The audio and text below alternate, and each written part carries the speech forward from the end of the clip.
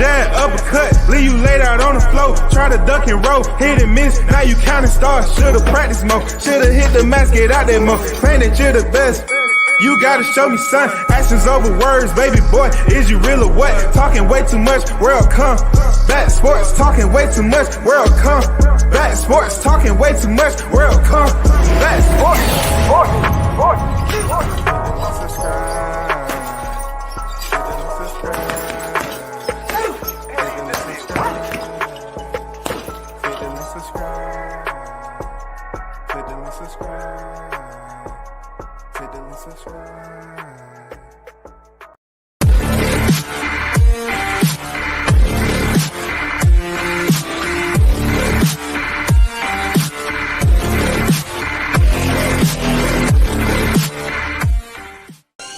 What up, it's your boy Roy Jones Jr. and right now you tune into World Combat Sports.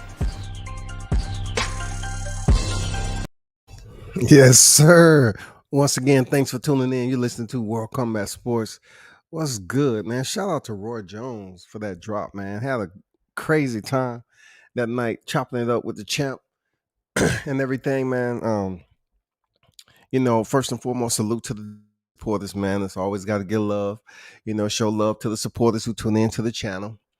And, those of you that's out there in life, workforce, man, getting it in, continue to do what you got to do. Hope all is well with you.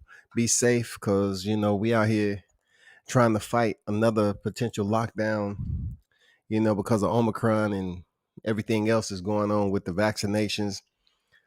The stuff is absolutely, it's a line down the street with people running to get vaccinations because of the mandates and them potentially getting fired from their jobs down here. It's wild, man. It's wild. To the topic at hand, though, you know what it is, man. So, WCS, man, I pretty much take it upon myself to do traveling, around this social media, landscape, layer, whatever you want to call it.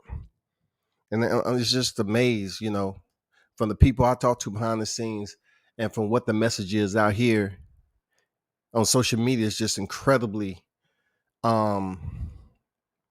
dysfunctional at the end of the day.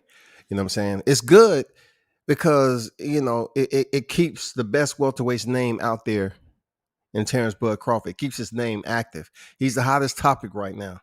Real talk. Terrence Bud Crawford is the hottest topic when it comes to boxing. Hands down, point blank, period. They can't have a conversation about the welterweight division without Terrence's name being in it. So for me, I say that's a win-win. That's a plus. You know what I'm saying? That's a plus, dog. Seriously.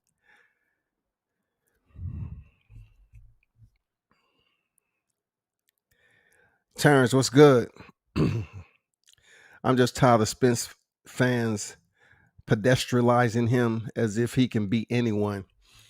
Damn, I like that word, pedestrializing. Shout out to Terrence. Somebody who's understanding what I'm trying to say.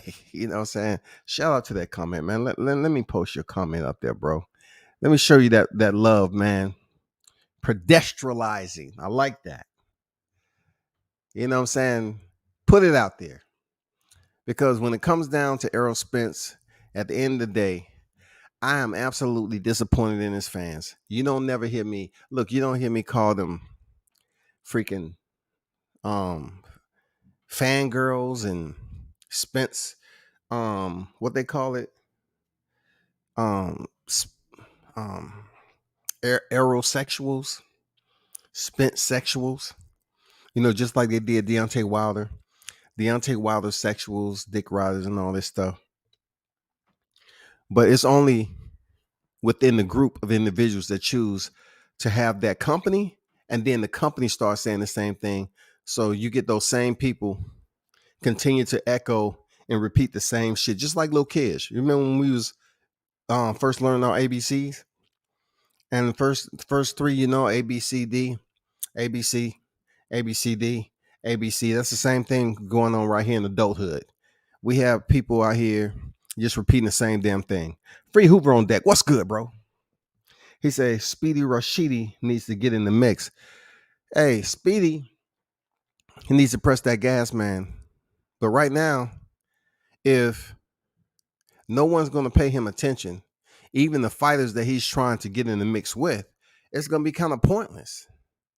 You know what I'm saying? How do we switch up the terms, y'all? How do we switch up? You see my thumbnail. This is all I'm hearing 60-40. I've never heard grown adults who cover boxing speak, you know what I'm saying, so anxiously about the same thing over again. And then they come up with 100 scenarios to why 60-40 is something that's beneficial only to Terrence Bud Crawford. He is the only one, y'all. He is absolutely the only fighter that we've heard in a long time get this much attention. The lies have become, look, the lies have become for the 60-40 takeover are like a little, social media pincushion. All they do is, get up here and say the same thing, and they put that pin in there. They just keep poking and poking. And they hope one day it deflates everything. That deflation is going to come if Terrence Crawford loses his belt. The same way they was hating on Wilder. They wanted him to lose his belt so bad. And they wanted him to have a situation like he did in the rematch and the trilogy. But this is different, though. This is different. Different team, different weight class, different boxer.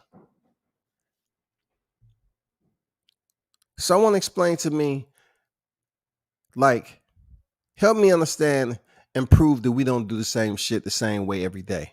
There's no way that we can sit up here and say we do the same thing the same way every day. So why are we having conversations when somebody will say, okay,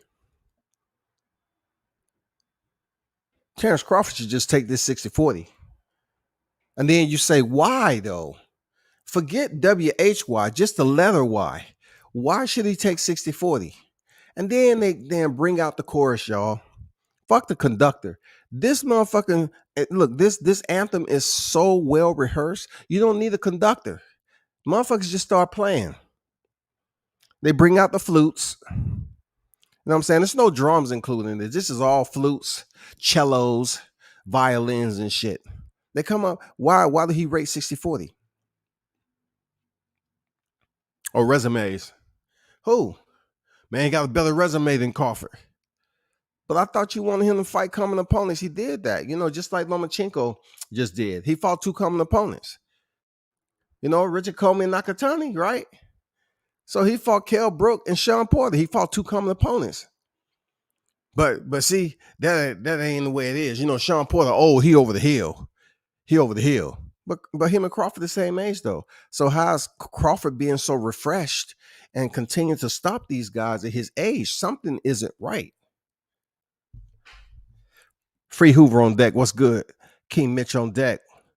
But that Spence slander is on an all-time high since the Ugas fight reports. I haven't heard any Spence slander. Real talk. Because I look at it like he's able to get the fight, just like he thought he was going to fight Pacquiao, right? So turn around, Ugas got the Pacquiao fight, and now Spence is coming back, and he's fighting Ugas. He feels safe. Errol Spence feels safe fighting Ugas for that title, coming back off an eye injury. I know he wouldn't feel safe fighting Terrence Crawford. I know he wouldn't feel safe fighting Terrence Crawford coming back off an injury. But he'll definitely step in there with Ugas. And the only thing I'm hoping for Ugas is that he didn't goddamn T Wood and goddamn sign off and cash that check. And we're gonna see a face first knockdown, a knockout. I hope he didn't cash out on us. You know what I'm saying? I hope he didn't cash out on us, bro. Because Ugas has been doing very well. He ain't been knocked out cold and shit. He did well against Sean Porter. He's been doing absolutely well. He did well against Manny Pacquiao. So when he go him against Errol Spence, there's no way, no how this fight will end in a knockout. I don't see it happening unless he throws the fight, because Ugas is pretty damn tough. Anyone here heard of the guy V Ortiz is in talks of fighting next? Hey, nobody's forgetting Virgil. You know what I'm saying? Virgil got this fight coming up, and I like Virgil, man. You know, I like his mentality. Like my mentality of the fighters I support, I don't mind seeing them in adversity because the way I look at combat is you kind of find out a lot about yourself when you get put through adversity. Virgil Ortiz has been put through adversity, and he's been able to rally out, back from that adversity. Now, I'm not saying every fighter needs to go through adversity to find out about themselves and challenge and reach depths they never thought was there because they never experienced in sparring or fighting in a boxing match. I'm just saying his mentality, he's tough. You know what I'm saying? I don't know how long his career is going to go without picking up that first loss because I think he gets hit too much. But I like his mentality. I like his courage. You know, I like what he brings. But outside of that, they're not really talking about Virgil Ortiz, Mitch. You page back a couple of months there, Mitch. It's all Errol Spence. I mean, it's Terrence Crawford always, but I'm saying the only one they're placing is, Errol Spence, this, that, and the other.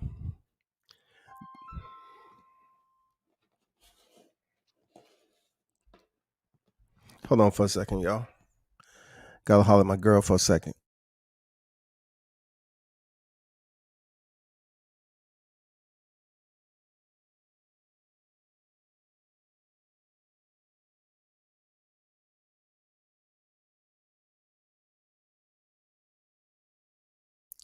All right.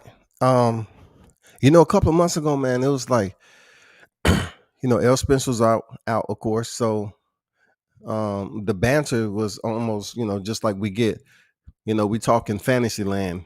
You know what I'm saying? It's all virtual. It's like having a pair of Oculus Rifts, damn goggles on, and all we doing is just walking around the virtual world. We were just talking about this. Now shit is coming to a little bit closer to the fighters fighting, not each other, but other fighters. So now we have Errol Spence Ugas, just like Canelo did. You know what I'm saying? Canelo fought Callum Smith, then Billy Joe Saunders, and he went in there with all the belts and fought Caleb Plant. So if he's able to pick up this belt with Jadinas Ugas, then the narrative is going to change even more. It's gonna have another rush of 60-40, 60-40. Take what you get. You haven't did anything. Errol Spence is the motherfucking messiah. You know what I'm saying? He should be placed in the pantheon on top of some type of throne. He should be given a fresh crown, laced in gold, frankincense, and all this other shit. But I disagree with you, Mitch, talking about the Errol Spence slam. It's no more slander than what's been going on with Terrence Crawford, bro. King on deck, how you feel, bro? Say, how's it going? Shame on GBP and Virgil fighting. Who the fuck is that guy? Shaking my head. Hey man, once again, we all know Virgil Ortiz kind of had a reality check. Virgil Ortiz was looking at, the in his last fight and the way he looked against Hooker.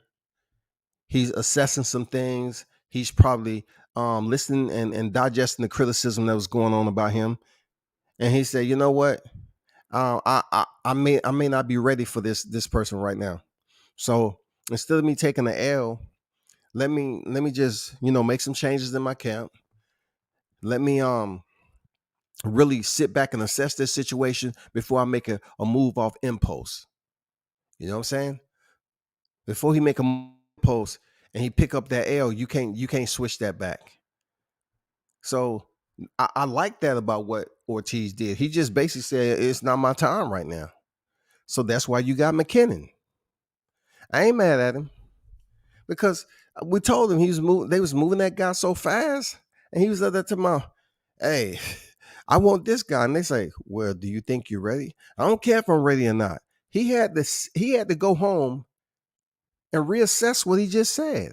He had to look at the film, spin that shit about 5-6 times, reevaluate what the fuck he was talking in the post fight, and then say, okay, maybe I'm not ready. Mitch say, man, fuck waiting on Thurman. Crawford should wait on Spence versus Ugas winner. So look at it this way, Mitch. Let's just look at the competition. Let's just say in what fight, because we really don't know this, Mitch, on who's gonna take the most punishment. We don't know how Thurman's gonna look against Barrios, because Barrios is coming off that Tank knockout. And then Thurman, haven't fought in about goddamn 10 motherfucking years. So we don't know how Thurman's gonna look. But we do know that Errol Spence and Ugas has all the ingredients for a damn good fight. So just to say he goes in there and he gets cut, something wrong with his eye, and he has to be out. And here we go, Crawford's up there waiting for Spence. It doesn't make any sense to me. Like, really, it doesn't make any sense. And I really hope he goes in here and take minimal damage against Ugas. Not like I don't want it to be a damn good fight, but I'm not that type of guy because, I don't support Errol Spence to sit up here and say, I hope, Ugas go in there and end that man's career. See, that's what I'm talking about. See, when I hear the individuals that's pushing for Spence, they're trying to plot. They're trying to sit up here and talk on premeditated malice. And that's what I don't respect, because if you have faith in your fighter, you just have faith in your fighter and you want to see him go in there and do what he do. You have all the confidence in the world. You don't have to plot. You don't have to scheme on a nigga. You don't have to sit up here and say, I hope this fighter beats this fighter so it'll line him up for boots innings. In my thought process, listening to that shit is a circle that I really would never frequent and haven't frequented in life. I just never been around people who thought and had that mindset. Like when we was doing squad tactics, I didn't want anybody in there that really wasn't trying to do something different that's going to put them in an uncomfortable position when we had to go up against another squad in combat.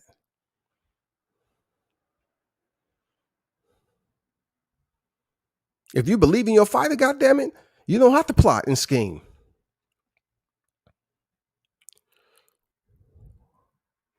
But Crawford waited on Errol, and something happened, he's injured.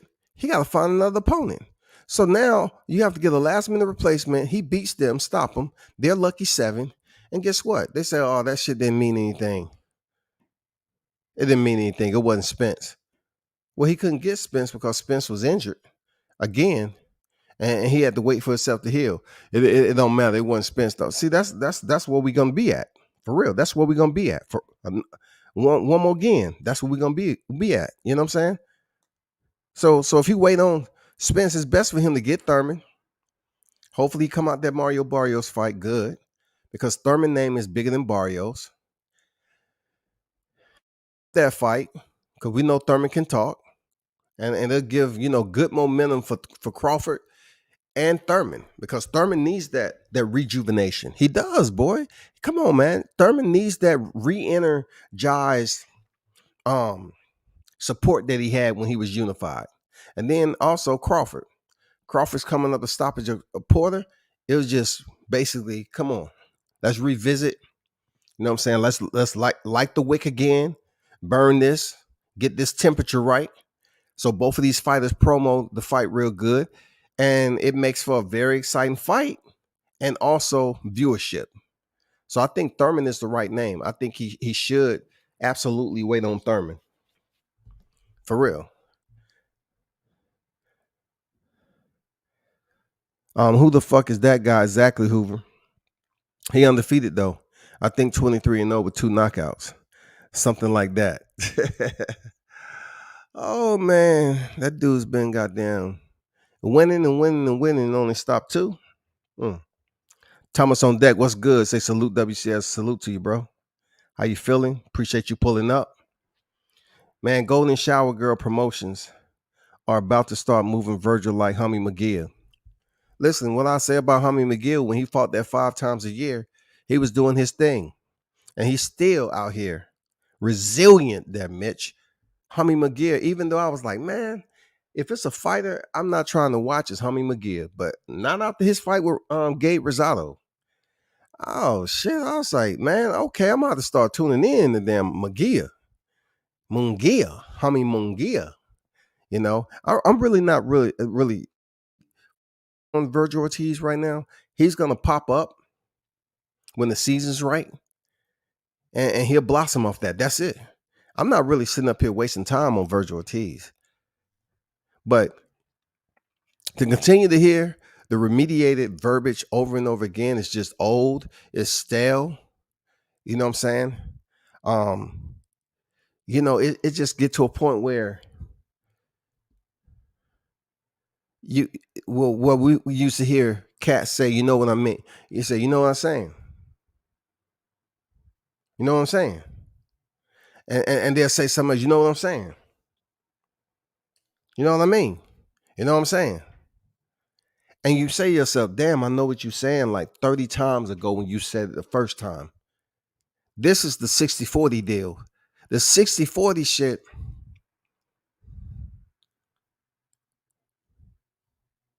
continues to just spin and spin and spin and spin and spin. There's nothing refreshing about it. There's no new content. All the content that is involved in pushing the 60-40 off on Crawford is what we already know in this social media pool. It's just like fall coming and you don't have no top on your house pool and leaves are falling in. That's exactly what this 60-40 shit is. It's like the fall season. Leaves are coming down. It's nothing that's alive. It's just all dead shit, dead topics. And you just keep on rehashing dead topics. If you take them leaves out of the pool, pile them up, and then put them back in the yard and say, okay, they out the pool. But a breeze come by and blow them leaves right back in the pool. That's exactly what 60-40 conversation is like for me on social media.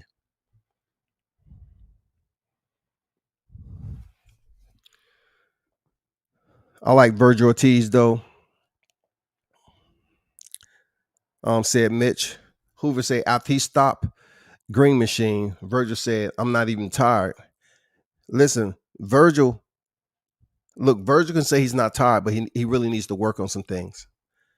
It's because Green Machine wasn't a slouch like people say, because obviously you saw what adversity he put Virgil Ortiz in. See, I'll be petty about certain shit, but I'm not gonna go at Virgil Ortiz just because Green Machine put him in a situation like he did Crawford. Because they'll be quick to mention Green Machine in that instance because he was able to have a shining moment. But then they don't really talk about the aftermath, the demolition, destruction that happened, where first responders damn near had to be called in. They don't talk about that shit. You have to bring it up, bro. You have to see it for what it is. Just like my scenarios, leaves in the pool, man. Take the motherfuckers out, dump them in the yard. They blow right back in the pool, dog. That's what it is with this topic. And it's unfortunate because we have a lot of intelligent minds, in my opinion, when it comes to boxing, that's doing this YouTube shit, the YTC. But Terrence Crawford, the evolution and rise of Terrence Crawford's name has came at the expense of desperation from Errol Spence fans continuing to attempting to reach over and pull in anything they can from that WBO highway. Anything. That WBO resident over there in the welterweight division.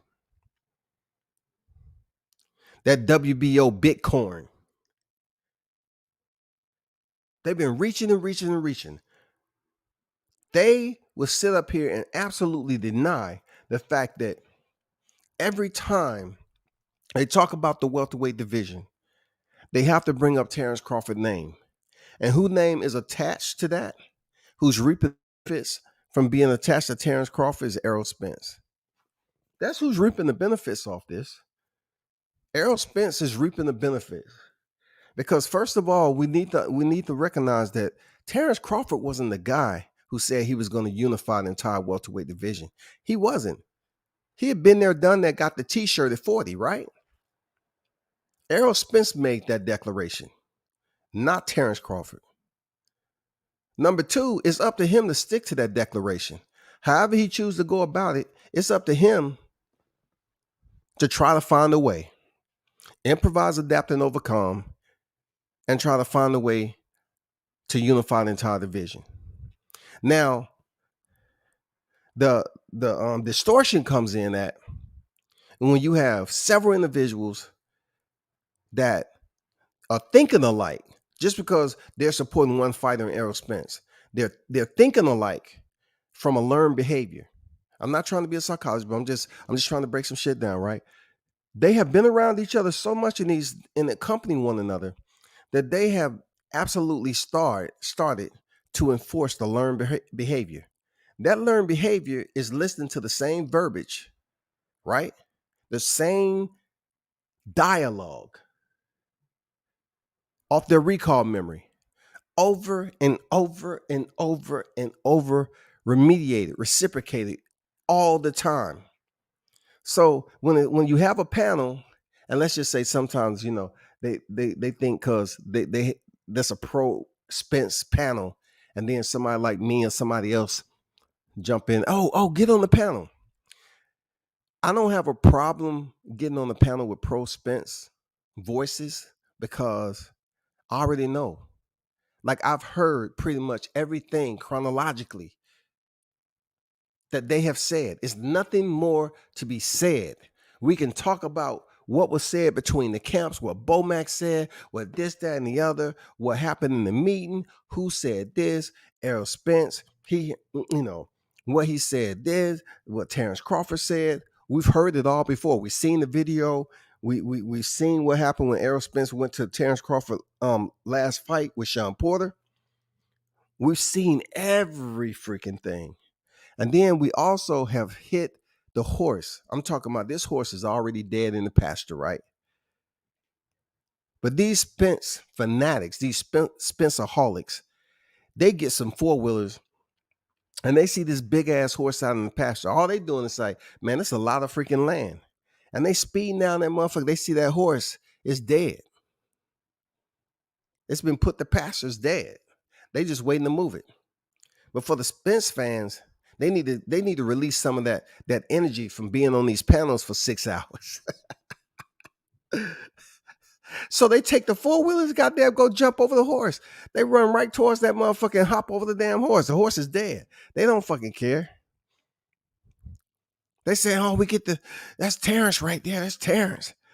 That's a black horse too? Shit, that's Terrence. Man, we get to release some energy. They're taking these quads up here, running up on this horse and jumping over the damn horse. The horse already in the first stages of rigor mortis. They're up here driving around releasing energy. That's what panels do for me. Like they just release an energy. They busy want to talk about box rec. And you get somebody like myself or somebody else that has the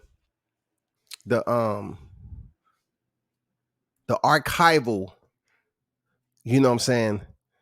I would say the archival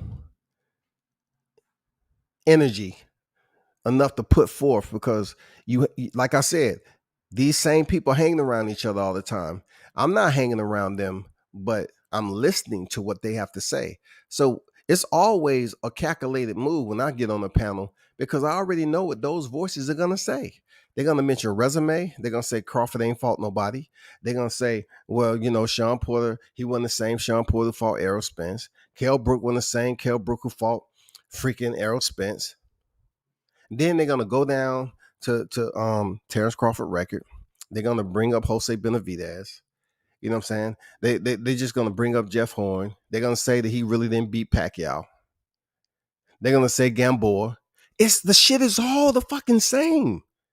The shit is all the same. This shit is so easy. It's all the same. Getting away from RGBA is a good thing. Robert Garcia. For those of you that don't know what the acronym is like. Good thing for Ortiz, it sucks for Robert Garcia, though. They granted Ortiz a lot exposure over there with Ellie setback.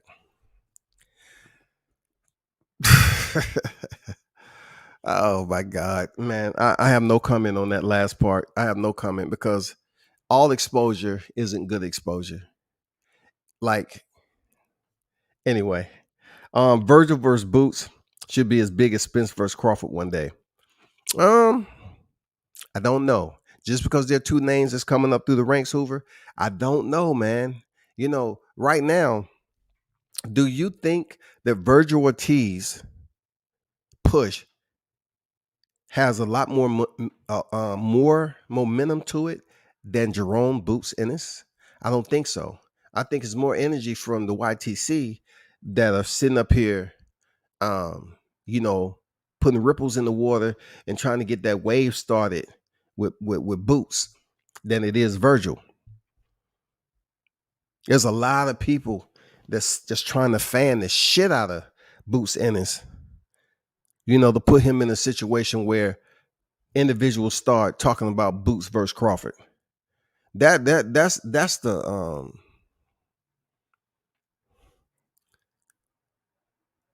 just the rudimentary part of this whole YTC shit when it comes to the change up. You know what I'm saying? As much as I hate baseball, it's like throwing a change up now. They done pitched this shit from Arrow to Crawford, Arrow to Crawford, Arrow to Crawford. So now Arrow is about to fight Ugas for the WBA. And now all I hear attached with Arrow name is Boots Ennis. Not to fight Arrow, but for Boots to fight Terrence Crawford. So with that said, they're hoping it's a fly ball out to out there where it's a pop-up or something like that, and somebody slip up and make an error, drop the catch, and the run comes home. Maybe one or two runs come home. All because of damn error, a simple mistake. That's what they hoping what happens between Thurman and Barrios. They hoping that Thurman is not the way he should be, and he slips up and let Barrios get that win. So therefore, they're saying Barrios is not going to get the fight with Terrence. More so it'll be Boots Ennis because he's more of a popular guy. He's more of a popular guy, y'all. Because, once again, shout out to the Destiny Black, but saying that Errol Spence, we know that Errol Spence is the most popular nigga on planet Earth. So now, with one, they bringing in two. They bringing in the next one. I was trying to have a conversation about Errol and Crawford, and then Boots' name get thrown up. Y'all know absolutely zero about what Boots can do at the championship level. Nothing. People don't know shit about what Boots can do at the championship level, dog. They're putting him in this they're putting him right up there near the top. They're sending him in there with one of the finest suits, tailor-made. His paperwork says everything that needs to be said, and they're acting like he's ready. You know what I'm saying? Almost like it's a Build-A-Bear type of shit. When your Build-A-Bear comes out and it's finished, everything that you wanted, because you know the process has been. That's what they're acting like. They're acting like they was there when Boots Ennis was coming up, and they seen the maturation process happen. And now he's at a point right now, oh, it's a finished product. The finished product is Boots stepping on the championship level. There's nothing on his resume that says he's ready for the championship level. He's nothing. Just off Sergey Lipin, yes, no, it doesn't do it. Just off Thomas Delorme doesn't do it. It doesn't do it. Thomas Delorme was on a 2-fight losing streak, and they picked Boots up and said he's ready to step in there with Terrence Crawford. So what is going to be when Terrence go in there, smash Boots, right? Because I know Boots a problem. I know cats and then sparred Boots. So it's no disrespect to Boots. I'm just giving a scenario. I'm not going to abandon the fighter that I support knowing that what I've heard them say about Terrence Crawford, who is established and has experience in the sport of boxing, to then now carry over to Boots Ennis for where they up here pretending like his resume counts. Like, no. Keep the same mentality you had when you continue to retread and recount the same. Oh, Errol Spence's fault, Kell Brook, Errol Spence's fault, Mikey, Errol Spence's fault, Danny Garcia, and all this shit. You do not hear them talking about Boots in his resume. And when they do speak on it, they come up with some absolutely, I'm talking about super duper fresh. I'm talking about with corn. I'm talking about piping hot bullshit. There's nothing that they can say about Boots in his resume that will put him in the ring with Terrence Crawford. You know their only sense of logic, people? The only sense of logic these Spence fans will use is the fact that they'll pick Jose Benavidez off of Terrence Crawford record and say he was undefeated just like Boots. Isn't that the most childish type of effort that you can see? Like, can you see how childish that is? Like, this shit is absolutely juvenile at its best, man. We know damn well in boxing, certain times boxers build a record up. Just look at Canelo's record. Look at a lot of boxers' record. They build a record up, build a record up, build a record up. But to pick up Joseph Benavidez because you want to find a resume in numbers that's closest to Jerome Ennis. You want to find a resume closer in competition to compare with Jerome Ennis. So you pick Jose Benavidez off Terrence Crawford record and say, if he fought Jose Benavidez, he can fight Jerome Boots Ennis. But you don't talk about who he fought after Jose Benavidez. You don't talk about who he's fought after that, though. Joseph Benavidez is in the rear view. That's behind, y'all. Benavidez is in the rear view mirror. How many fighters do you know? Are y'all pushing that shit off on Canelo Alvarez? Are y'all pushing that shit off on Canelo Alvarez to return and give a fighter a rematch just because you want to see it? No, you're not. I don't hear none of y'all out here talking that shit. But since you have no content, you have no diamonds, you have nothing to stand on when it comes to grabbing hold of Jerome Boots in his resume and say this is why he should go in there and Terrence Crawford. But yet and still, you believe he is the equalizer to getting that WBO title, just like you believe Sean Porter would be. That is when it becomes a whole nother situation for me.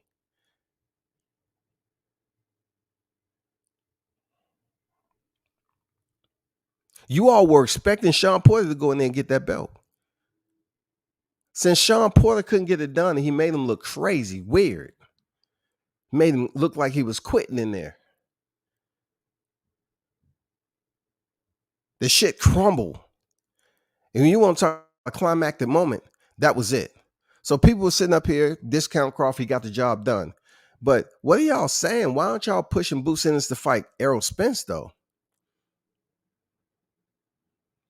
Why aren't y'all doing that? Why aren't y'all pushing, why are y'all going to push one black man off on another black man? Why don't you just push him off on two black men? Crawford and Errol Spence equally. That's all I'm saying. Virgil versus Boots should be as big as Spence. Read that. Let me post that, though. Ugas a tough fight for all welterweights. I don't see him beating Spence, though. Should be a solid fight. I think he has a chance there, Mitch. I think he has a chance. Man, for me, I'm going to tell you, I think Spence is overrated. For real. I'm not being, I'm not trying to drum up a beat, at Spence's, at the expense of Errol Spence. And I'm saying he overrated, but I truly look at him. This ain't the first time. I just think his style of fighting, people was freaking enamored of him fighting southpaw.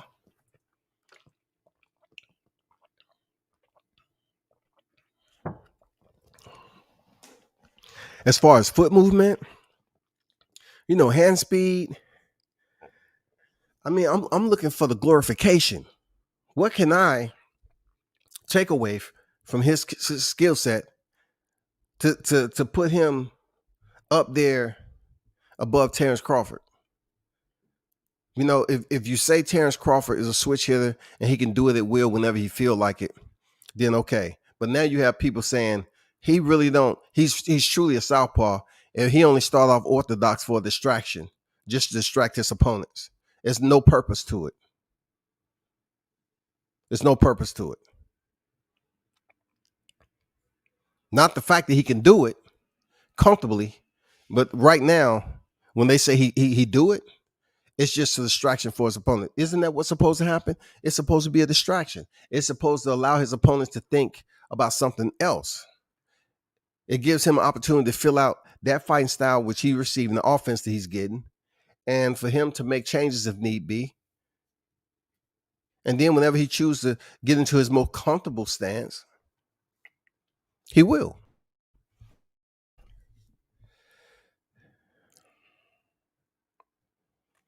Bud should get a stay busy fight against Regis or Taylor. What is that supposed to do for him if Regis is unsure there, Hoover, on whether he wants to move up to 147? Regis is unsure, dog. And then Josh Taylor name. Now they take Josh Taylor, the Scottish fighter, right? They take Josh Taylor. Now his name is in the fray. This is how much hate. This is how much vindictiveness is out there again for Terrence Crawford. Now they say Josh Taylor. Now they want to insinuate that Josh Taylor comes up and fight Bud. That Bud's in trouble. Josh Taylor's a big junior welterweight. Josh Taylor, if Terrence Crawford go in the backyard of Josh Taylor, he's not going to win. But yet, when you have a debate about Errol Spence, when Kell Brook's name come up, what they say? Oh, he went in Kell Brook's backyard and he did that. He got the title. But when it comes to Terrence Crawford potentially doing that, what they say? Oh, he ain't gonna win that title, man. You think Bob Aaron's gonna allow him? You know what I'm saying?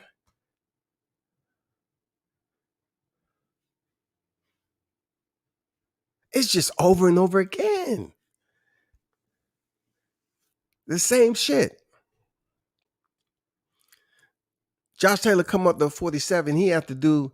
He'll be in a position, to prove himself that coming off an undisputed 140, he have to come up here and make a statement.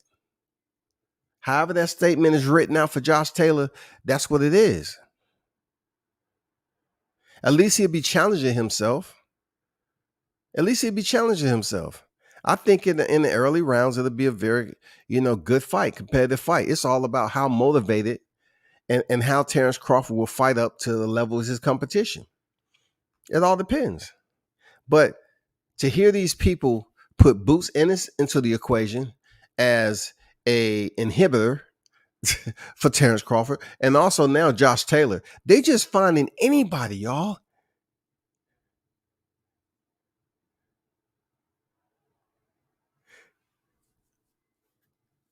If you believe in your fighter, I mean genuinely believe in Errol Spence, why? What is up with all the collective bargaining to go out here and plot and scheme and find other names to throw into a topic of the conversation?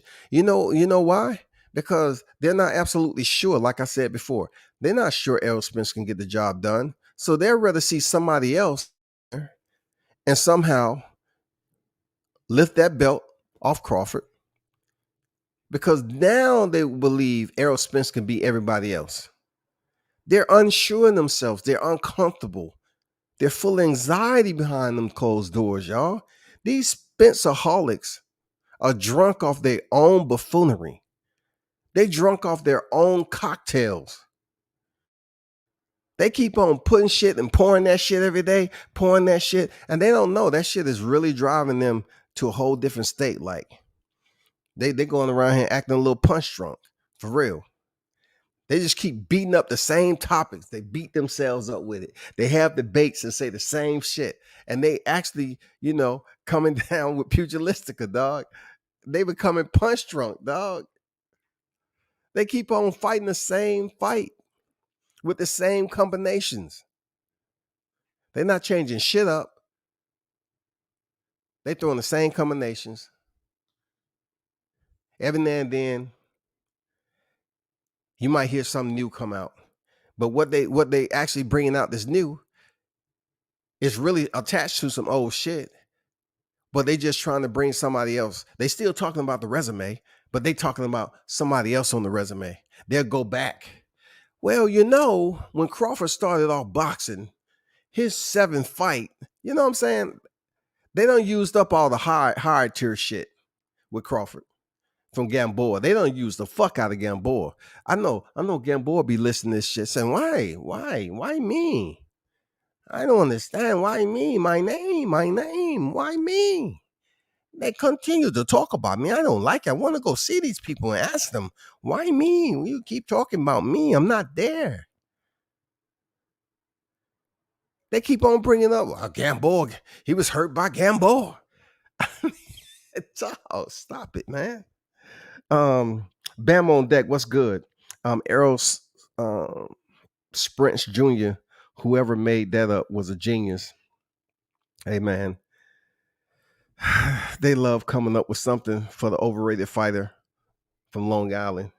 If Crawford fights Thurman, we're not getting the Spence versus Crawford fight until 2023. Thurman fights on February 5th. We all know Thurman has been injury prone. He may not be able to go again until late fall. Solid point. Very, very solid point.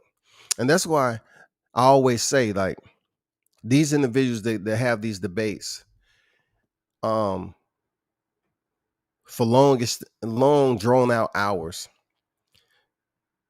I always like what Mitch just said. I look at the dates. I look at the potential calendar of these fighters actually stepping into the ring, and I don't see it in the near future. So I wonder, how does it affect them continue to talk about the same scenario plotting, scheming type thing panels when it comes to Errol, and they may not fight until 2023, y'all. So by the time 2022 actually comes around and we start hearing new people, Josh Taylor's going to be in the conversation now. Jerome Boots Ennis. I swear to God, by the time they finish with Boots,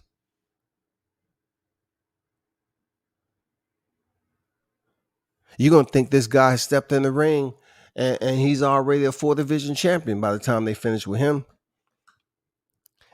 Look, this situation that's going on with Errol Spence and freaking Terrence Crawford, and the way they're adding names to it, it's becoming like a male orgy, y'all. It's becoming like an orgy now. They keep on adding people to the group discussions, names. Now we got Josh Taylor in this motherfucker. They already had Boots in there. They brought him in there. They was scorching him. They was putting him into a damn oven, knowing he ain't fought nobody to step in the ring with Crawford. They just giving him the accolades off the eye test, right? Now you're bringing in Josh Taylor, and then you put all these people together, the pro Spence fanatics, the Spencerholics, and they say the same shit over and over again. Now they're trying to create content about Boots Ennis. Boots Ennis don't have any content, first of all. So since he doesn't have any content to be comparable to Terrence Crawford, they want to make shit up.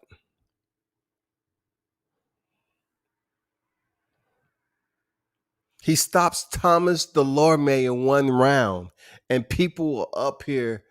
By the time they finish Boots' name, it's going to be like 100,000 O's in the middle. Boots.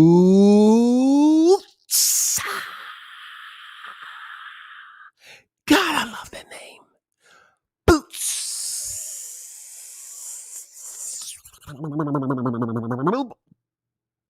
Ennis. They're going to wear that man's name out. They're going to be changing the heels over and over again, resoling that motherfucker.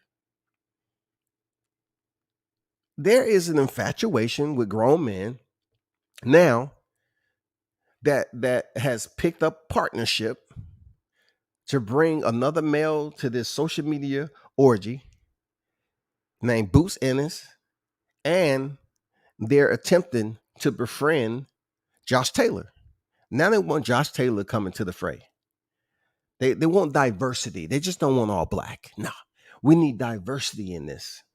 So let's bring in Josh Taylor. Now with Josh Taylor, he does have content to talk about. You know what they're talking about already? First of all, Josh Taylor, he's bigger than Crawford. Josh Taylor, he was undisputed. He fight, you know, he fought Ramirez down there, and that was a way better opponent than Julius Ndongo. Josh Taylor come up here. Errol Spence won't even be the A side against Josh Taylor. Oh my God, the agitprop that they bring. This shit is absolutely, when you talk about you can't, oh my God. Oh my God, dog. This shit is just so repetitive, man. You know what I'm saying? It's so repetitive. It's just like coming home every day and you know, you hop on your bed and find out somebody done put some damn cactuses, some freshly cut cactus plants beneath your sheet. It becomes painful to damn listen to. And just like Mitch said, we have no indication that this fight is going to happen in 2022, looking at the calendar and the way it is. But Crawford just finished Sean Porter in November of this year. We haven't even had a chance to close out the year. And they up here talking about, oh, what is Crawford doing? Why is Crawford sitting around? Oh my God, I hope Barrios beat Thurman. Oh my God, I hope beat Thurman. Niggas, why are you plotting? Why are you up here puling and whining and trims on your thumb? Just let the fight play out in February, dog. Jesus Christ, man. Green Machine caught Ortiz with some shit, though. Ain't nobody hating on Bud. Opening LD on deck. What's good? So ain't nobody hating on Bud. This Bud fans versus EJ fans. Bud need to stop. Bull need to stop, dog. Well, I'll tell you like this. It is absolutely hate. It is. LD. Appreciate you pulling up. But it's absolute hate. You know it, I know it. And everybody else that tune in to this social media fantasy world, you know what I'm saying? The fantasy factory, understand what the hate is. When it comes to two black fighters being in a top tier position, 9 times out of 10, you're going to get a what? You're going to have people making a decision on their favorite fighter. So they selectively choose who they want to support the most. And they want to go with the most popular nigga on planet Earth in Errol Spence. So in that, they want to find somehow, some way. They can't really dog out Bud on him not taking care of his kids, not being in his family's life, and being out here drunken and freaking having criminal incidents, the shit, domestic violence, hit and run incidents, stealing, anything you can think of. They can't find that. So what they do, they sit up here and speak professional career as if it's his personal life. That, my friend, is hate.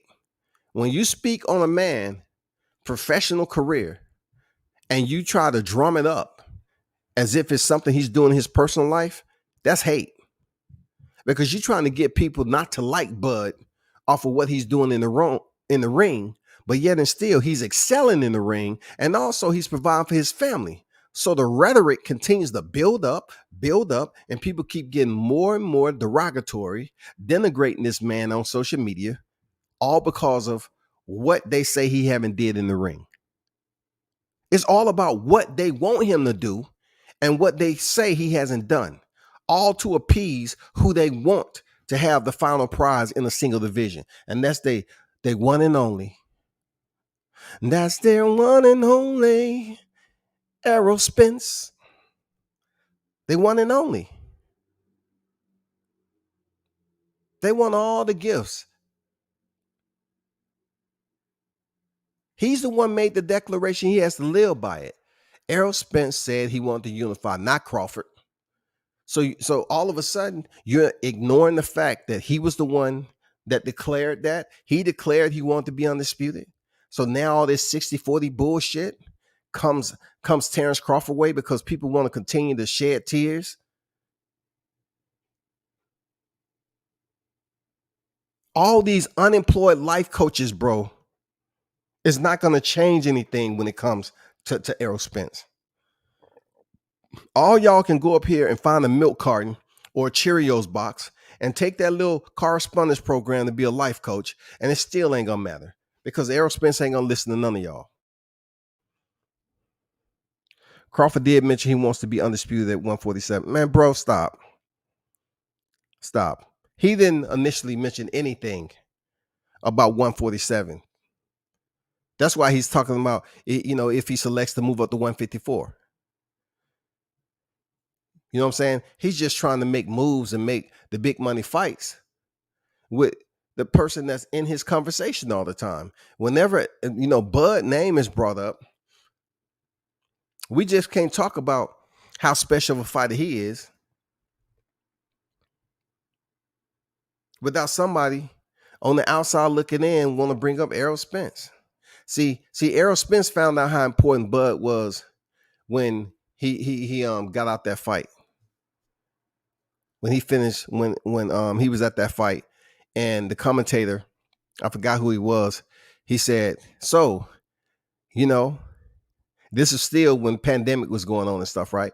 He said, "So, do you think sometime in the future?" And Errol Spence was, he was absolutely trying to, he had his blinders on. He was trying to avoid it. He saw it coming, but he was trying to avoid it. He was trying to be standoffish and push for something that's not happen with him anytime soon. So are we any closer to potentially seeing, Errol Spence and Terrence Crawford? We close, we see Canelo. So now we have another black fighter chasing a Mexican fighter, and he's trying to get Canelo. He's really trying to get a money fight. So he called out Canelo, and he's at 147. So I guess Canelo supposed to once again impede the entitled Errol and come down to 160 because he ain't coming down to no 154 for no Errol Spence. So he's supposed to come to 60 without fighting Charlo, without fighting Demetrius Andrade. He's supposed to come and fight Errol Spence. It was just absolutely pointless for him to bring up Canelo's name when the name was brought up first in Terrence Crawford, and he ignored it. He avoided the question. And I can understand why he avoided the question because, Errol Spence really don't want that smoke with Crawford, man. His fans really aren't confident that he can go in there from that freaking car accident. They ain't comfortable. Shout out to Dame Destiny Black and salute to you, Queen. Appreciate you pulling up. LD, word up. Shit's redundant. Motherfuckers say anything to win an argument on YouTube. Listen, LD has his fan base. He has his, right to his opinion. He ain't over here trolling. I respect his opinion. I've seen plenty of freaking live that he was in the chat. I'm not mad at him. He's saying what he's saying, man. I'm going to say what I'm going to say. It's all good. LD said King Mitch, and it's not even a win. It's just a lame AF, Ennis versus Ortiz would be big as super welterweight. I don't think they'll fight at welterweight. Neither should be there for long. And Mitch bring up another solid point, right? This is how embryonic the YouTube community is when it comes to boxing. They're so quick to throw the hook out there and catch certain boxers as they're coming up. and not even recognizing that Boots Ennis is already a good fit for 47. Just like we seen Xander Zayas contending at 47, and Xander made the decision to say, you know what? Let me move up. Let me go ahead and move up, man. Stop it. I'm not gonna have subpar performances, and I'm not gonna end up like Teofimo Lopez. I'm not gonna end up with so many fighters who stayed in the division too long, and the weight cut was fucking with them. So when it comes down to Boots Ennis, I agree with Mitch. He's not gonna be at then welterweight for a length of time to be considered a fighter that's going to unify. I don't see it. I do believe wholeheartedly that Boots Ennis is going to pick up a chip. He's going to pick up a strap down here. I don't know which one is it going to be, but he's going to pick up a title. The good part about it, it just goes back to what I said about the changing of the guard. It's time. I said this way long ago. It's a changing of the guard that's coming up.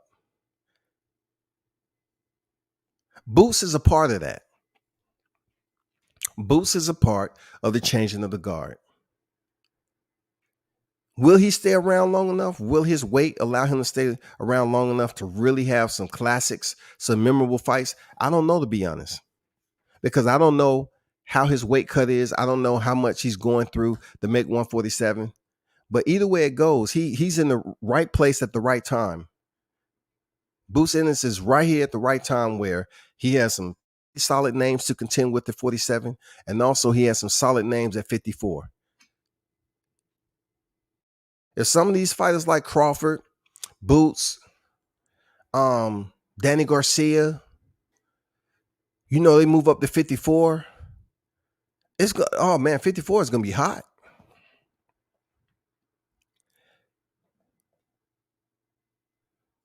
Hoover say Boots once said he'd rather Spence than Bud because he knows he can beat Spence. Boy, Hoover, you better stop it. You better stop it, boy. You gonna have people goddamn throwing rocks at your window, dog. You better stop that. You better stop that shit, boy. For real. You better not ever say that again now, Hoover. That Boots once said. These cats will be over here. Link, nigga. Click the link. How dare you, Hoover? Click the link, nigga. You lying. You capping. You capping. I saw you over there at WCS. They ain't live chat. Fuck that. Click the link. You gotta prove that shit. Validate what you said. They gonna be up here. Look, now Hoover have them right. They probably already read it. I'm just getting to it. They probably say, hey man, did Boots once say that he'd rather fight Spence than Bud? Man, you trying to incite a riot over here, Hoover. Come on, watch that shit, dog. You trying to incite a riot near Christmas. For real, be careful with that, man. We want to see it though. Boots versus Bud is great. I never said it wasn't great there, LD. It's just the language that I'm hearing, it's just not sitting right with my interpretation. I've been around in life long enough to know that when people are speaking on a certain individual and they're basically having, it's filled with biasness, malice, their intent is absolutely not to see that person succeed. Like me in combat sports, like I said,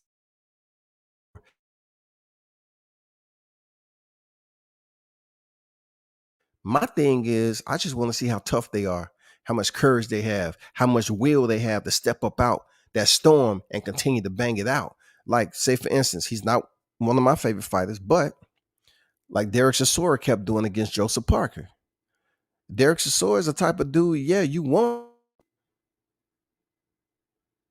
Derek Chisora is the type of dude that you want in your circle. You know he's that dude that may potentially just hang out in the back and they walking and some pop off and he just give a warning and say, dude, this right now, right here is not what you want.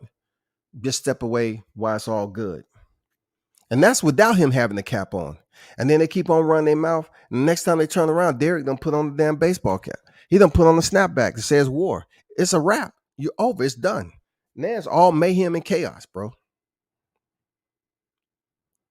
You never hear me support any of my fighters that I support heavy, where I'm saying, man, I hope that fighter lose to that fighter and make it easier for the fighter I'm supporting.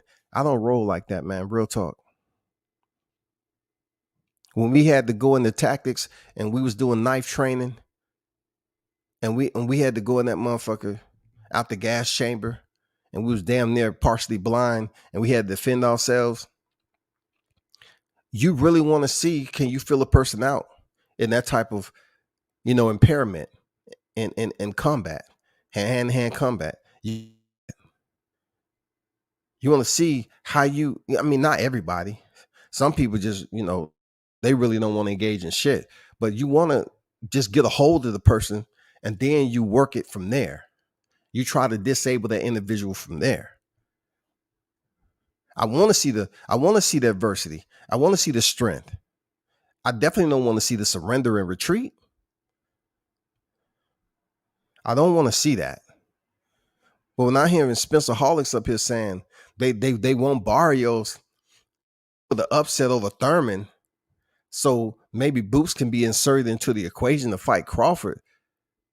That's off my scale of manhood shit. For real, I'm just being honest, man. Like, that's a little bit fuckboy shit, dog. I'm just being that's just a little bit a fuckboy shit to me, for real. Shit, I think Barrios will fight Crawford and Boots if he beats Keith Thurman. I don't know about that, y'all.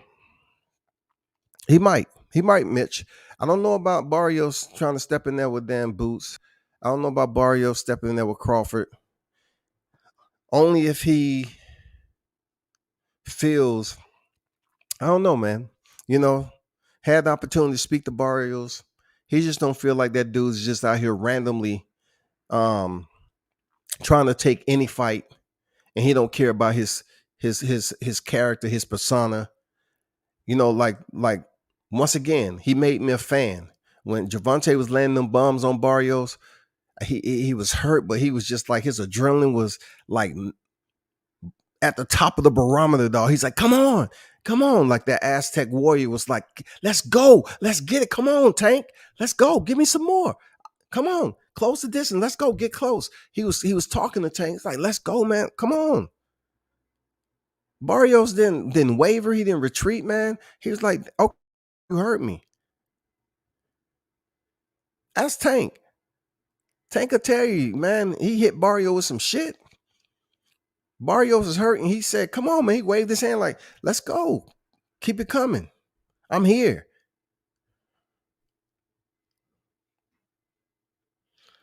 Boots been calling out Spence since like 2017. See, listen. So you giving them new content, there, Hoover. You giving them new content to talk about, there, Hoover. You need to chill with that, dog. I'm telling you, Hoover. You need to chill with that. Boy, they're gonna be blowing you up. They're gonna be like, hey, man, I was just looking at you. I know you on live chat talking boxing sometime, but I was wondering, can you come join our panel, man? We'll love you, have you over. And once you click that link, all right, Hoover, what's that shit? We got a screenshot.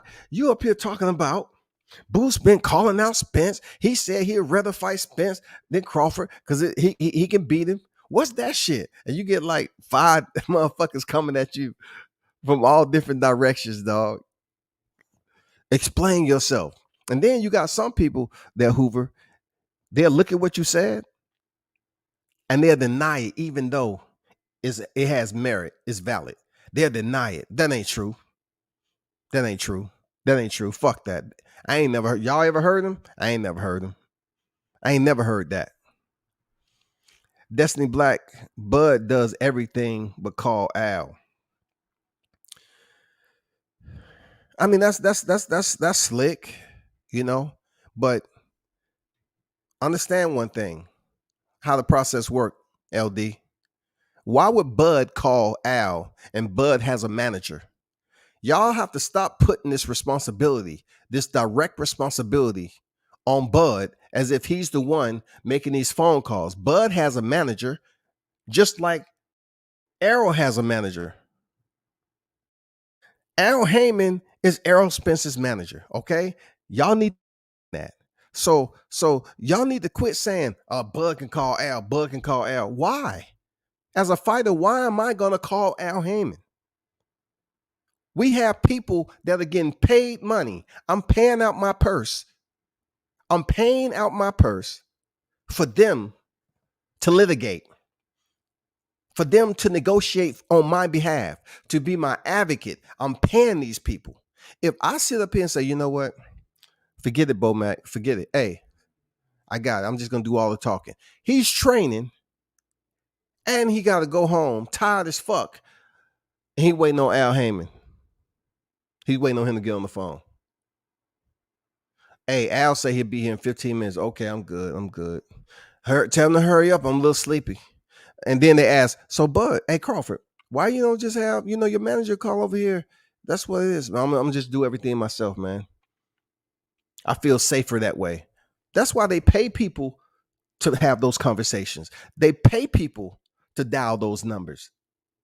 These fighters ain't just calling up managers like that, bro.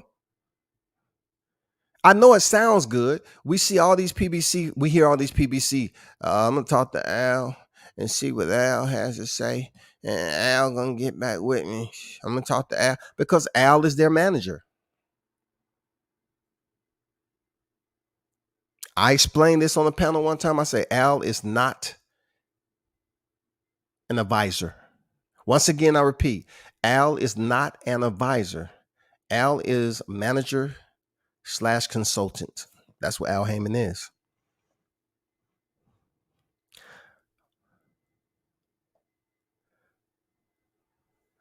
Destiny says, Opening LD, that's not Bud's job to call Al Heyman. I didn't even read this. The fuck are you talking about? I didn't even read that. I just read it now. You know what I'm saying? I'm reading each comment at a time. And, I agree with what Destiny said. You know what I'm saying? It's not his job. He pays people to freaking make those phone calls, that LD. Crawford fans be saying dumb shit as well. MFers say fighting Ugas for a super title was a duck. Crawford be.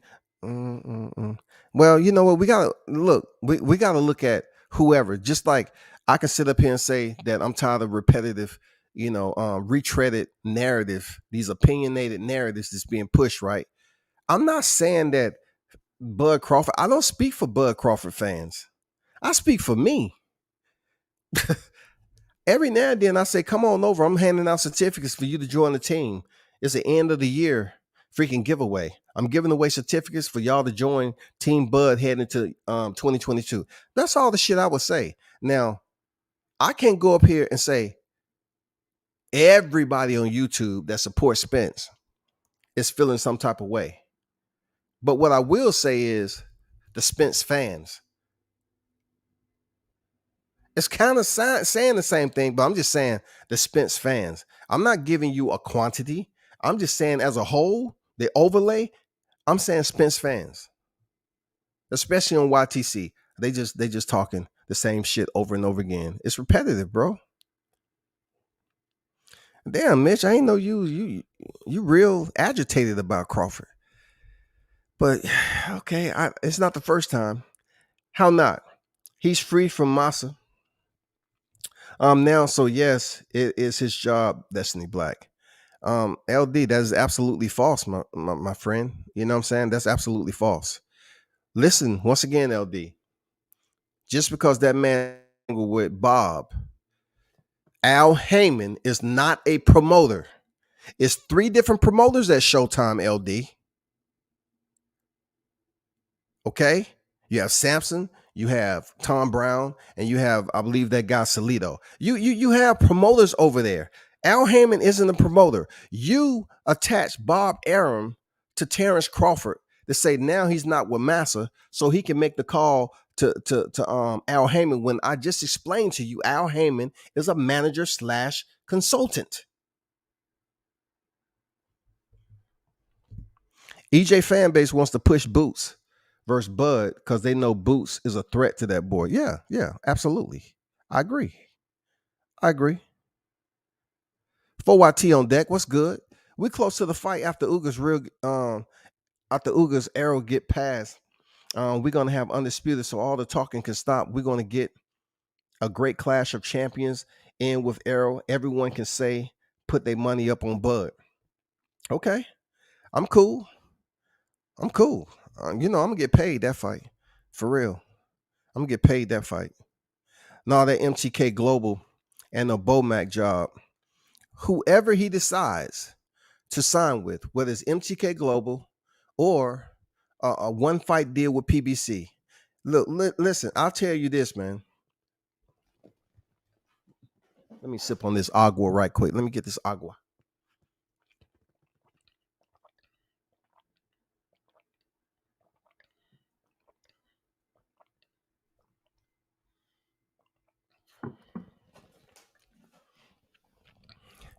Check this out. One thing I know about this situation right now, Bud is trying to turn the corner in his boxing career and make some big fights. There's no time for slip ups. There's no time for mistakes. None of that shit. He's trying to make some big fights.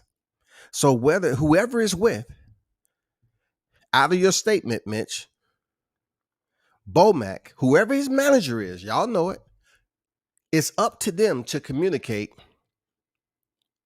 what Terrence Crawford's effort is. What is his effort? Is he trying to fight this person, that fight? It's up to them to freaking speak that up. And then if anything comes of it, then the fighter would start to engage and they would have the meetings and the teleconferencing calls and they would start talking to one another and trying to close the deal. And then they'll start sending the paperwork and they'll have the attorneys review the paperwork. And then once the attorneys say the paperwork is good, golden, everything that's internal, the details and everything fit out perfectly. That's when we're going to start, signing the contract and the promotion begins. A lot of these fighters would not waste time when they're going to the gym to train to sit up here and call up other managers and attempt to negotiate something outside of an individual that's a primary role player on their team that they have to pay, that they have on payroll. Why would you do that? You don't want to put yourself in a legal situation and have a manager that's on your payroll, but yet you're up here making deals behind their back. Either way it goes, you still have to pay them. You still have to pay that shit.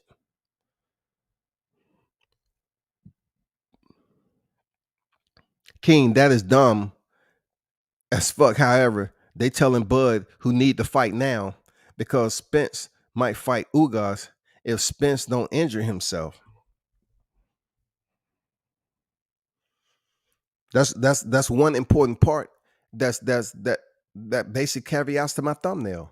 They keep trying to tell Bud Crawford who he needs to fight. And look, Errol Spence already has a fight with Ugas, but they keep on talking about he just need to take the 60-40. Why y'all niggas sitting up here so worried about having your hand on the lining of his pockets, man? The only shit I know that takes place is incarceration. Like, why you got grown man 60-40, 60-40? No, hold up, Errol. Let me grab hold. I just want to wrap this around my pinky and make sure, when you walk fast through here, I'm still close by. I never heard so many grown men talk 60-40 so much in my life. I said this on the other live and the other live and the other live. How are you all coming up with this? Why not 55-45? It isn't beautiful enough. What's with the 60-40? What brings you to that? What are you taking from Errol Spence's resume? And then what are you comparing that to with Terrence Crawford's? Whatever you want to bring to the table. Why 60-40 all of a sudden? Why is this raining down from all these lips and tongues? You know what I'm saying? 60-40 is the number. Freehover Bud just needs to keep fighting top talent versus fighting C fighters, finished fighters. LD, real talk, you're not trolling, like I said, but to be honest with you, brother, You're basically proving my point. Like when people want to talk bad about Bud, they say the same thing you're saying. It's not irritating to me. I'm just making a grand point that you're doing the same thing I'm talking about on this live. You're basically talking about fighters, finished fighters. But yet, how can they be finished fighters? How can Sean Porter, who the same people, like I don't have time to be going around here doing voice timestamps on everybody's live and basically playing it on my live on what they were saying about Sean Porter. They was saying Sean Porter truly have a chance to go in here and beat Bud. He's that guy. Terrence Crawford never fought anybody like Sean Porter. This is gonna be his toughest fight. Believe that. Sean Porter, that dude. You know what I'm saying? They was giving Sean Porter all the dang hype going into this fight. And then all of a sudden, it ends the way it concludes the way it does. You want to extract the credit from Terrence Crawford. And now, LD, you want to come in here and say they're finished? How can they be finished and Sean Porter's going to come back and fight? He's 34 years old, just like Terrence Crawford. How in the hell is he finished? How is Kell Brook finished and he's coming back to fight Amir Khan, bro? It's not an exhibition bout. This is a sanctioned boxing match. The two fighters that's common opponents of Errol Spence, Terrence Crawford, did well, finished them in better fashion. And all of a sudden they're finished. Now you're not being fair to the audience, man. You're being extremely biased on purpose. You know what I'm saying? You're not being fair to the audience. Destiny said, Keen, I just ignored that foolishness. He said, EJ is locked in a fight. Bud isn't. Like, once again, I say this, LD. Why are you all concerned about Bud? Listen to what you're saying. Look on BoxRec and check out when Terrence Crawford just finished and defeated Sean Porter. So now you take anybody else in the welterweight division. This is December, my brother. Why are you up here anxious for Bud Crawford to be locked into another fight so quickly? He just got out of a fight. This is not Canelo Alvarez fighting Abney Yildirim, knowing that he has a fight lined up. This is not Canelo Alvarez stepping in there with Julio Cesar Chavez Jr., knowing that he has Gennady Golovkin locked up. There's no need for that. He just fought Sean Porter. So, a little outside of a month? He's supposed to be automatically jumping back into the damn boxing scene on social media with a flyer saying Terrence Crawford will fight this person. No, it's no reason for that. There's no need for that, LD. 4YT said at least Errol got on FaceTime with Boots and chopped it up. Man, you know what? They you know, from what I know for a fact, knowing that I know fighters who sparred Boots, and all them fighters say Boots was no joke. Like Boots the real deal, right? But on here on the YTC, they want to build it up to the point where they want it to be somewhat like a love-hate type of deal between these fighters. They want to build them up like Avengers. You know what I'm saying? They want it to be some discontent, some animosity. They want the relationship to be contentious and shit. Them niggas already fighting. They boxing.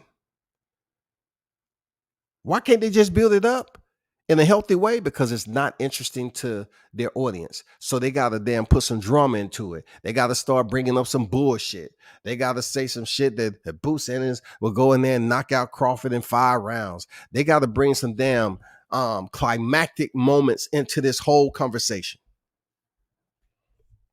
They can't build it up the healthy way. They can't say some good shit. Because look, who has Boots pissed off? You don't have really nothing that's bad to say about Boots. I'm glad he's finally out of his situation with Victory Boxing Promotion and with Chris Middendorf. They had their little court situation going on. I'm glad Cameron Duncan and everybody in Boots was able to finally be free and spread their wings and bring them to this point right here. God damn it. Don't think you got access to the damn nest. For real. Shit. You got to earn that, man. You got to earn that championship nest. And right now, your resume isn't saying that, Boots. I'm just being honest with you, bro. And I'll debate this with Boots. I'm not sitting up here trying to. I know how to get in contact with these people. Y'all wouldn't believe me if I told you I was on the phone with his manager and somebody else this year. That's no cap. That's no cap. I like how people want to run back and tell people. Go run back and tell. He'll tell you. He'll tell you. That shit don't even put out here. Bama said energy never lies. Arrow energy changes when Crawford name is mentioned. Arrow is basic. Man, I think deep down inside, he knows every time that a microphone is placed in his proximity, they're gonna mention Crawford. It ain't nowhere around it. I'm pushing this to fight each other, especially the top guys. Boxing business is all fucked up. Well, guess what, Mitch? If you're pushing for all these guys to fight one another, what you're gonna have to do is somehow send the message out to the YTC and the individuals that has every opportunity to basically set their own schedule and be on their own platform. Their microcosm, you know what I'm saying? Their subletted platform on YouTube. And you're gonna have to convince them of what you're saying makes all the sense, because right now you have individuals up here that's like the National Enquirer now. They create storylines to talk about, and there's nothing you're gonna tell them otherwise. So if you hear some shit that's absolutely ain't true, you're not gonna be able to get anything out. They're gonna tell their wrenches, hey, block that. Go ahead and block him, man. Block Mitch. I don't know what the fuck he thinking about. Time his ass out. I'm telling you, Mitch, it's gonna be difficult for you, my brother. Destiny say, LOL, they say Bud need to fight Incredible Hulk. Superman, Batman. LOL. Meanwhile, this would be Spence's first fight in over a year. See, Destiny, once again, you have to go back over there. Shout out to Southern T. You're gonna have to go back over there, and they're gonna try to gang up on you again. You know what I'm saying? And to the Queen Destiny Black, I'm glad she's still a free woman after setting shit on fire. That's a criminal act when you set shit on fire purposely, when you're arson. You know what I'm saying? Shout out to her from setting the damn building on fire and goddamn waiting till it burned down with a smirk on her face. You know what I'm saying? But when it comes down to Spence not fighting over your destiny, they're going to come up with excuses. What do you expect him to do? He had an injured eye. What do you expect? I give him that. Okay. It just was extremely different seeing the video come out of Spence looking bad. And then all of a sudden, the eye injury. The video came out first, and we're talking about Alcatraz now. Derrick James in his damn gym, aka Texas Alcatraz or whatever, he's supposed to have this close, lockdown, secured area where he, has this no recording and shit like that. So he don't really want to fuck with us YouTubers. So I know exactly what happened. I know who released the video. I know everything. I know exactly who did it. I'm just not trying to have them come at me on some damn defamation shit. So these individuals that he thought was a higher tier media platform went in there and played him. They up there secretly recording the shit that was popping off. The shit get released, and then all of a sudden he has an eye injury.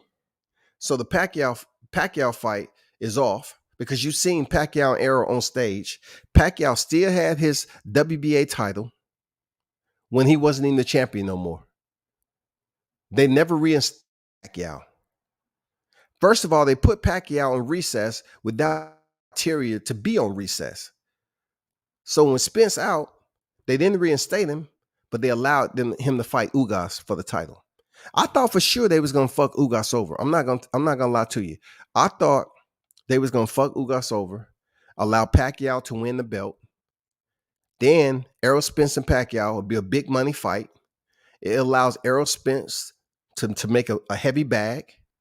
Then Errol Spence wins. Pacquiao, returns back to politics in the Philippines. And now we have a clear pathway for Terrence Crawford, Errol Spence. That's how I thought the shit was going to play out.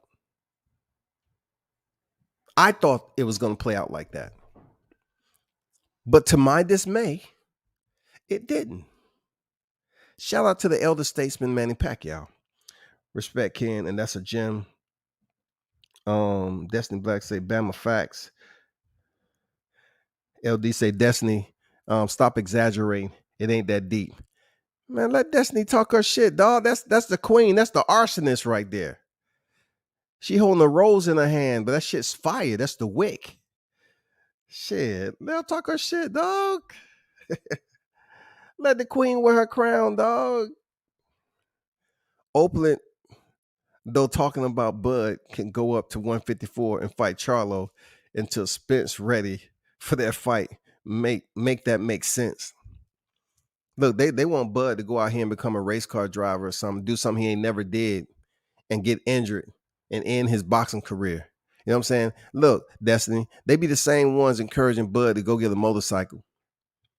They say, hey, go get this motorcycle. Get a 1300, 1400 cc. Now you don't need no helmet, Bud. Come on, man. But we already got a dirt track for you. And the bike he just bought is a street bike. But they say, hey, we're going to take you on this dirt track. That's what you want to learn first. You don't want to learn on pavement. We're going to take you over here. They'll be trying to plot on Bud, dog. They'll be trying to suggest things to end his career. They be trying to set that man up for total failure, all to see Errol Spence get the titles and hear that hashtag, strap season. Strap season. I'm the big fish. Man down. It ain't been a man down in how many fights? Dude, come on, man. Bama said, I bet a guy 3 years ago, $500, Errol would never fight Bud and move up to 154. And that bet looking good. Hey, Errol Sprints. You know what I'm saying? That's to the Errol Sprints fans. That's coming from Bama. You know what I'm saying? That's coming from Bama. I personally don't want to see Crawford fight any lightweight that's moving up to welterweight, not Regis or Taylor. Well, look at it this way. Regis and Taylor fought each other. They both have pretty decent Wall Street left in their boxing career, right? Obviously, I'm not understanding this, Mitch, but somehow, some way, Regis haven't received that Hallmark card to face Josh Taylor again. And wouldn't be a more significant fight before he moved up to 47? Like, people will actually pay to see Regis fight Josh Taylor again, right? But it ain't happening, right? Also, Regis is not really seeming like he's confident to move up to 47. He's not confident. Like, that's how the damn Hooker fight fell out, y'all. That's how the Hooker fight fell out. Like, it was postponed due to COVID, and then turned back around. Hooker wanted to fight at 47, and Regis said, no, I ain't going up to 47 just yet. They didn't fight. You know what I'm saying? Like, that's how that shit fell out. So with Josh Taylor being legitimate, no franchise included for you all, because I'm not going in detail about the shit. 4-belt era, Josh Taylor was able to do it. He defeated Ramirez, right? For him to move up and fight Terrence Crawford, people are not going to frown upon it too much there, Mitch. They're not going to frown upon it. For real. Because he's legitimized. He's legitimized just like Terrence Crawford was when he moved up from beating Julio Sandongo ass and stopping him in third round. He's legitimized. He's official. People like Josh Taylor, so, kind of. So he move up, fight Terrence Crawford. It'll be cool, but it won't be Errol Spence, though. I would rather see him, I'd rather see Terrence Crawford go ahead and fight Keith Thurman, because Keith still has, a good appraising value in the welterweight division. Then, get the damn Errol Spence situation, have Josh Taylor move up to 47, fight somebody else up there. Have him fight Virgil Ortiz, goddammit. Have him fight somebody. But I'm not frowning upon him moving up and fighting Crawford.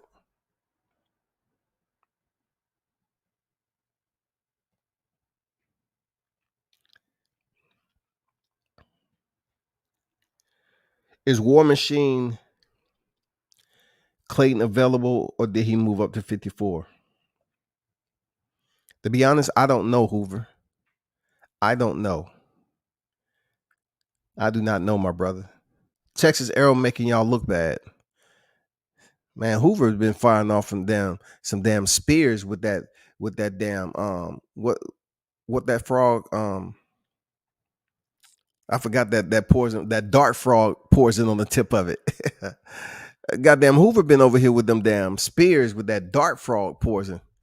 You know what I'm saying? Like them Mayans used to damn saturate the tip of their darts in that poison and shit. Boy, they gonna come for you, bro, for real. Gamboa did have him wobble. LD is just up here frolicking around, like it's a playground over here in the live chat. I'm gonna let you have your fun today, but you are saying some, pretty basic stuff there, LD. I'm gonna let you have all that. That's old, retreaded garbage that you're talking about. It's been talked about so much, it has absolutely no recycle value. Hoover, you talking about Custio Clayton. All them boys need to be chasing Conor Ben because he's sweet. Conor Ben, in my opinion, he's looking good against certain competition. Like real talk. I mean, like I didn't expect him to stop Samuel Vargas. I did not expect that. I'm not gonna lie. I knew for a fact he wasn't stopping Adrian Granados. Hell no. Because first of all, Conor Ben is not that power puncher. You know what I'm saying? I don't see him as this power puncher. I don't. I knew we talked about this on the other live about AB. AB is in a fickle right now to attempt to get a fight where he can get a win. The way he looked against Santiago, you think he's going to step up and fight Conor Ben and believe he's going to win? Hell no. AB's trying to get a fight, get a win, and then pick up another paycheck. AB is not even 33 years old yet, I don't think. And they talking about that man washed up, 4-division champion. Come on, man. Free Hoover said at King, yup, Conor Ben wants Con Brook winner. Big UK mate. Okay, if he want Con Brook winner, cool. According to how both of them cats look. Real talk. Listen, I seen both of these dudes fight Crawford. I'm not gonna lie to you. Bro. I frowned upon Amir Khan's performance. I surely did, because Amir Khan quit. Now, a lot of you can say that Kell Brook quit. Kell Brook got that smoke. He got the smoke because Kell Brook was looking good the first to the third round. Near the end, Crawford switched up to southpaw, and then we all know what happened in the fourth.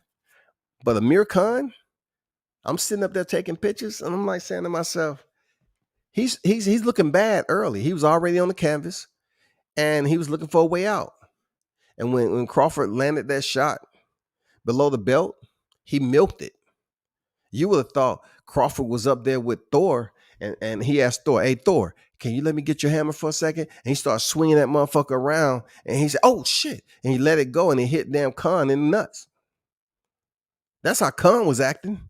He didn't want to turn around. He wanted to act like Ivan Redcash did when Regis did the exact same thing Crawford did to Amir Khan. Regis hit him on his hip, and Ivan Redcash dropped to the canvas and acted like he was in pain. And then the replay came out. He still stayed on character. He never broke character. The stretcher came up there and wheeled Ivan Redcash back to the dressing room. Amir Khan refused to turn around and look at Crawford. The fight was called off. Of course, Crawford won the fight. And he asked him on the post-fight conference, "Man, come on, dog. Really? Really, I hit you in the nuts for real?" Openly, he never said that cut the shit. Man. When y'all see these cats coming here, man, time so I can get a hold of them, time them out. Mitch said, I give Booth just as much credit as Ortiz, though. Green Machine was probably the best of the opposition, but I think Lipinets is better than Mo Hooker. Ennis was well on his way to murdering Van Herden. Well, I disagree with you on that because we didn't get to see anything. The fight was stopped from a headbutt there, Mitch. Stop exacerbating shit, Mitch, before I put you on timeout for fun.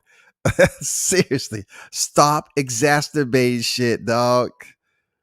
The fight stopped in the first round. Now, granted, we saw the devastation coming. It's just like San Antonio. We saw the devastation pending. But come on, dog. You said Ennis was well on his way to murdering? I don't know, man. I don't know, dog. Because you know who gets credit for Van Herden, right? Come on, Mitch. I know you know your boxing. You know who they give mad credit for Van Herden, right? Come on, man. Which fighter that we talking about, they give mad credit for Van Herden?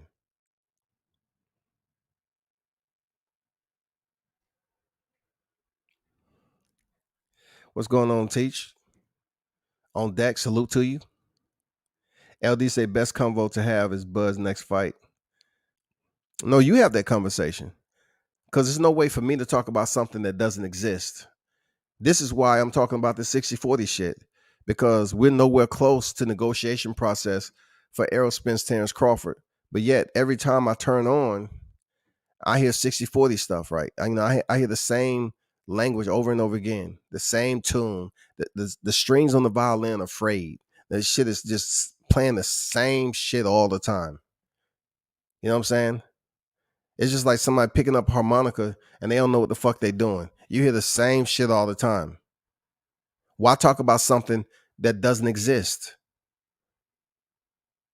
It's a potential for it to happen, but why continue to talk about Bud's next opponent and it's just general conversation? You're going to tire yourself out, man. You're going to stress yourself the fuck out. You don't want to go to the hospital during the holidays and get an IV and blood pressure medicine. Man, you up there telling them, but Crawford, he needs to fight somebody soon. I mean, come on, man. They're going to lock you up in the white room, dog. They're going to give you that straitjacket, man. Strap him the fuck down.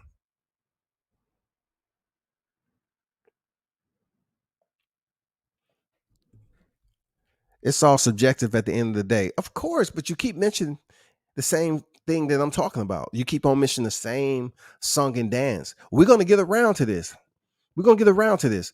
But, we don't understand. I don't understand why the language is to put everything off on Crawford. Like it's Errol Spence, it's now Jerome Ennis, and then it's going to be Josh Taylor.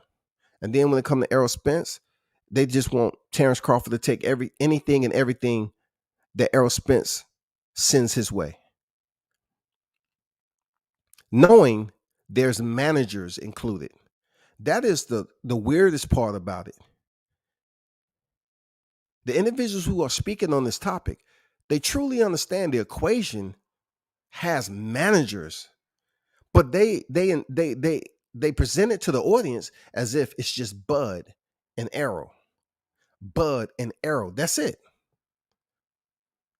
They may talk to one another, they may FaceTime, but when it comes down to the legal aspect of the game and negotiation process and the documents, they have attorneys involved.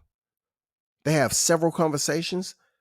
It's not this YTC shit that's going on. It's not all this propaganda that's putting out here. This left side motherfucking push of bias ass narratives.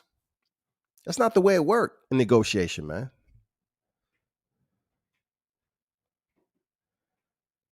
I think I'm gonna have to hire Destiny as enforcement. Goddamn it, for real, because she actually knows flamethrower.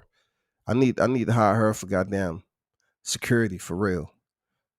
Burn shit down, get it over with, sweep the ashes out, and let the shit blow into the street. But the opponent will be locked in after the holidays. It's coming. Shout out to L Dub on deck. Big Demon on deck. Hard Facts Opulent. L Dub say nobody was telling Plant to fight Benavidez when he was waiting for Canelo to do the heavy lifting. What's the difference with Bud? I agree. That's a solid, thorough point. You know what I'm saying? That's a solid point. But see, people look at the Caleb Plant situation and they just let him give a pass because they really wasn't interested in sweet hands. You know what I'm saying? They really didn't have an interest. It wasn't any drama to build up him fighting Benavidez. They just looked at it like, nah. We want to see Canelo. Then Canelo scooped up that WBC and WBA at the same time. We want to see Billy Joe Saunders. We got to see Billy Joe Saunders. Boom, he got that shit out the way. Man, nobody was talking about Caleb Plant to even come close for Benavidez. They was all up there once again, pocket holding, standing outside in the wee hours of the morning, waiting for Canelo's bedroom light to pop on so they can ask him, when are you fighting Caleb? And that's all they wanted. And I don't blame him. I don't blame the Canelo Alvarez fans for wanting him to unify. I mean, accolades mean something, okay? I ain't mad at him. Same thing I want for Bud Crawford. I want him to go in here, scoop these titles up whenever him and Errol Spence fight, vacate them bitches, and move up to 54 and fight somebody else for a fourth division. That's what I want to see. Don't defend them. You get the titles at welterweight, vacate them, and move up to 54 and let everybody else, the new guard, get a hold of them. The Jerome Ennis's, Virgil Ortiz, you know what I'm saying? All the new breeders up there, the Josh Taylors. Let them fight for the titles. Very solid point there, L Dub. I got Thurman Brulazin Barrios, but I still prefer Crawford versus Spence opposed to Crawford versus Thurman. Man, Mitch, you doing the same thing I was talking about they doing. You cannot talk about something without saying what you want Crawford to do. He just got out the ring in November, dog. You're doing the exact same thing that I'm saying the Spencerholics are doing.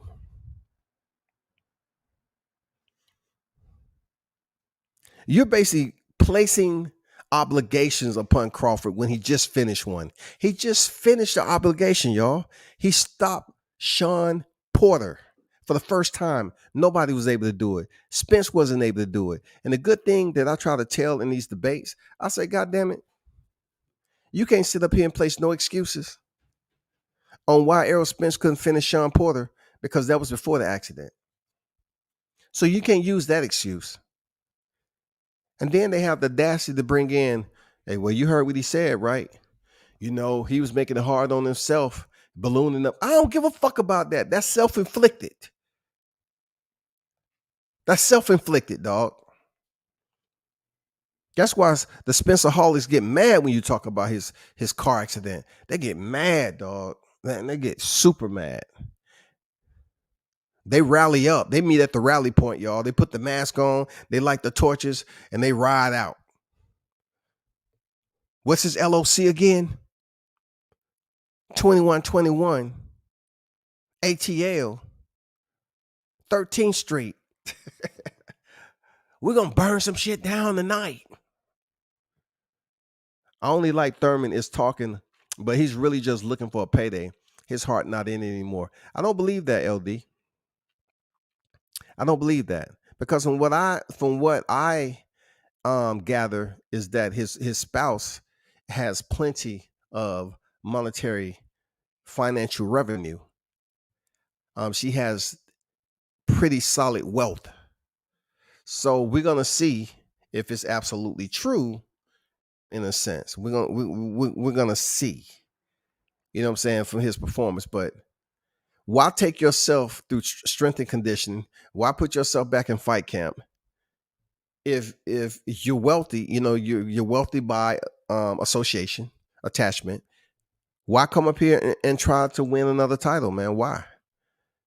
You know what I'm saying? I don't know. Mitch, that's a fact. I heard Crawford saying he wanted to become undisputed at welterweight out of his own mouth. We all know that's Spence's goal. _ but those words came out Crawford's mouth though. I will look at it like this. The person that was singing that song over and over again was Errol Spence. That was his. He was the beneficiary of that shit. He wanted to unify the damn welterweight division. Now, if Crawford said that he want to go up there and do the same, so be it. Okay, I'm not going to trip on it. But the one who was making that disclaimer initially before anything was Errol Spence.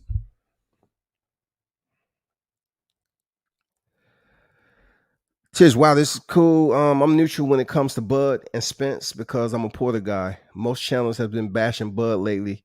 Good to see one that's on his side. I mean, you're a very attentive man, you know. You're a very attentive man in this sport. You know what I'm saying? To see what I see. You know what I'm saying? To see what I see. That's what I'm saying. Like, what's up with all the bashing? What's up with all this black media bashing Bud?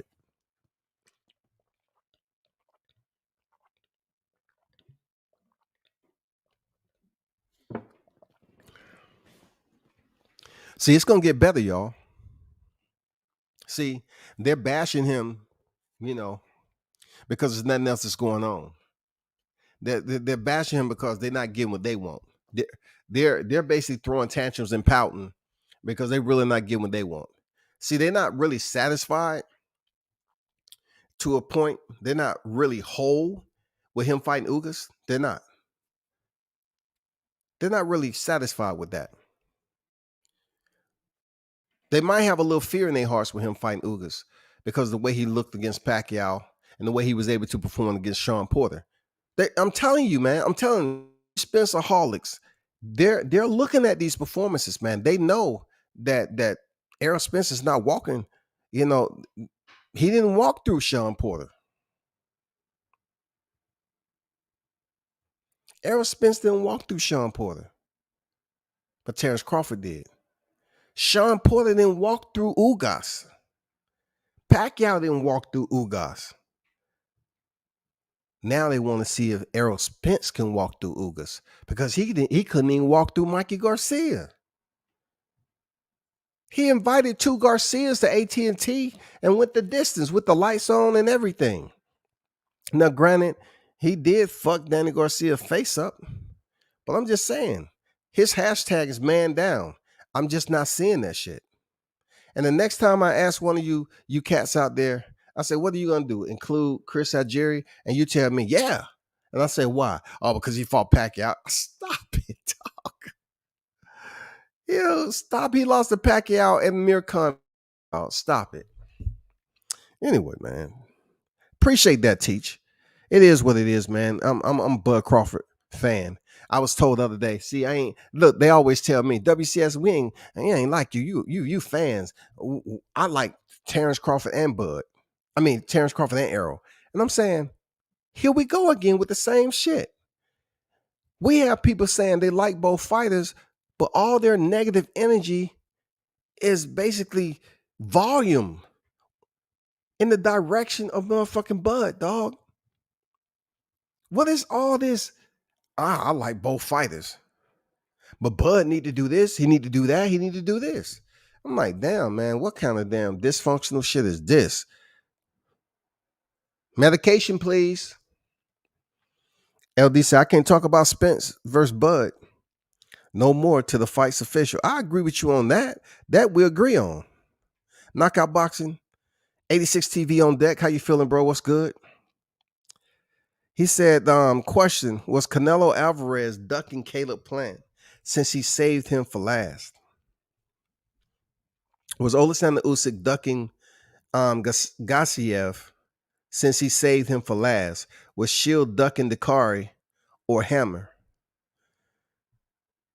So if that question, I'm not sure who in the live chat is that directed to, because that's like, I never said he was ducking any of that. Like, who is that referred to? Because Canelo Alvarez pretty much went in order. You know, he said Caleb Plant the last because, you know, Caleb Plant had a fight. He had that fight. that he was able to get through, which nobody was really concerned about. He didn't look necessarily entertaining, but we all know Canelo was going to get that fight after he dispersed Billy Joe Saunders. For Alexander Usyk, to be honest with you, it is really no reason to like bring Usyk into the equation. People gonna sit up here and love Alexander Usyk and what he's been able to do, and I'm the same way. Like, I commend him for unifying or whatever, but what you just asked, that knockout, when it comes to Errol Spence and Crawford, and I guess you're trying to insinuate that he's keeping Crawford for last. I haven't said he's ducking Crawford to fight Ugas. I mean, I've heard it on other panels, but I really haven't driven that narrative. I haven't really sit up here and drove that home and saying, "Oh, he's ducking Crawford to fight Ugas." No, I thought for sure that in my perception, in my opinion, I really wanted Crawford to get that belt first. I really wanted him to get Manny Pacquiao. The shit didn't work, so now it pretty much settled in that Errol Spence was going to get the Pacquiao fight, but that fell out. Injury happened, and they gave it to Ugas. Now I said, like I said in other lives, I said it'd be good if Terrence Crawford can get this Ugas fight. So Errol Spence comes back. He gets the Danny Garcia fight, get that out the way. He gets an injury. He's about to step in there and have a big fight with Pac. That's not going to happen. Now he gets a title shot again. He didn't get it with Pac. Now he gets it with Ugas. I never said anything about him ducking anybody as far as, the order for which he's taking this fight. That's just me. Correct me if I'm wrong, but I never said that shit. A duck is a duck, but fighting Ugas, a super title, definitely does not qualify. It doesn't. Because, many people did what they had to do. You know what I'm saying? Like, I can even go one further on what Knockout, the caveat off Knockout said. We can go off the 154-pound division. When Jamel Charlo was fighting Jason Rosario. You know what I'm saying? Just because Patrick Teixeira had the WBO title, people say, well, why he didn't fight Patrick Teixeira and then fight Jason Rosario? Like, when I give the layout of the sanctioning bodies for the WBA, the WBC, the WBA, IBF, and the WBO, really, you don't have to go in that order to pick up the straps. But Jamel Charlo fought Jason Rosario, unified, and then at that point in time, Castano was fighting Patrick Teixeira. Brian Castano beat Teixeira, and then he ended up fighting Brian Castano. It really doesn't matter.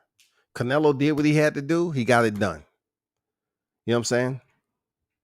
He got it done. Now, you want to talk about division? Yeah, I think Anthony Joshua ducked Deontay Wilder. Absolutely. That's a clear duck. Period. Because he had all the straps and the fight happened. That's a duck in my opinion. Seriously, real talk. I don't consider Teofimo Lopez Devin Haney. I don't consider Lomachenko ducking Devin Haney either. All because he petitioned for the franchise. It was never anything on paper. They had a title shot for an interim title, not a title eliminator. Boots also said he does everything better than Crawford. He has the right to say that. It's good to talk yourself up to it. You know what I'm saying? Free Hoover, you're more than welcome to come over to the Bro BFTV and click that link. Listen, I have to defend my people in my chat. Don't be inviting him over just to, to the graveyard just because you don't like what he's saying over here. Don't be a messenger like that, bro. For real, LD. Don't be a messenger like that. When people then click over, go over to the graveyard, they have to be suited. They have to be acclimated for that type of energy. You know what I'm saying? You just can't send a man over there that's not acclimated and he don't know what's in store. Great job, man. Hoover be dropping through all the time, bro. LD, if you got some clear shit up in there, man, pour you 2 or 3 shots, man, and take that shit to the head. You need to calm down, dog. For real, you need to calm down for real. You're supposed to be in the Christmas spirit, man, and you want Hoover to go with man. That's some fucked up shit, dog. You just said fuck World Combat Sports and go over to the graveyard. You want this man's goddamn put his mind some other place other than boxing. Knockout say Boots, his father, his brother all just recently called Terrence Crawford trash in a recent interview. Let's tell the whole. If they call Terrence Crawford trash and you're talking about what Boots said about he'd rather fight Errol Spence, he did say that now. He'd rather fight Errol Spence than Crawford. And things change, of course, now that he's on deck. See, one thing, Knockout, he couldn't really talk that shit when he was tied down to Chris Menendorf because he was never going to get the fights. That's why didn't nobody really know about Boots when he fought Urabov. Like, people didn't really know of Boots because he was tied down. And whatever he did, it was contractually obligated to Victory Boxing Promotion. He had a legal situation going on. Now that that's behind him, he can talk his shit because he feel more confident that he might get the fight. So if he want to go up here and call Terrence Crawford trash, guess what? Him and Terrence Crawford talk. Niggas be apologizing to Terrence Crawford online in front of the camera. They'll knock out. So I don't care about what Boots. Shout out to the Boots family too. He calling Terrence Crawford trash, man. He don't believe that. He don't believe that. He just talking some shit, some good shit, dog. Look at Oakland up here being a cheerleader. Put the pom-poms down, dog. Put the pom-poms down, man. I don't need no cheerleaders over here, dog. Shout out to Free Hoover for talking his shit, dog. Destiny Black say, Knockout. They didn't call him trash. Stop making up shit. I didn't freaking see the interview. But see, once again, it's good to have an arsonist on deck. You know what I'm saying? She warms you up, easy on the eyes. She warms you up, and then she goddamn pop that lighter and light that rose on fire, and that shit start to smoke. Free Hoover say, Oakland, where I'm from, we don't, man. He say we don't fuck with sex offenders. God damn, Hoover. Damn. Is this the Christmas holidays or 4th of July? Knockout said at Destiny Black, I'm paraphrasing. They said nothing special and average. Also said he isn't a true switch hitter. Interviews are still up. You know me better than that. I make nothing up. Well, look at it like this, Knockout. To be fair, the way you're paraphrasing and you saying that they say he's nothing special. So if I say you're nothing special, and you know well as I do, the conversations we had, right? So if I say Knockout is nothing special when it comes to this boxing, reporting on this boxing, or when I tell somebody, hey, Knockout boxing is trash, that shit right there is oil and water, man. If I say he's nothing special, people look at it like, okay, it leave a lot out there to the imagination. What do you mean he's nothing special?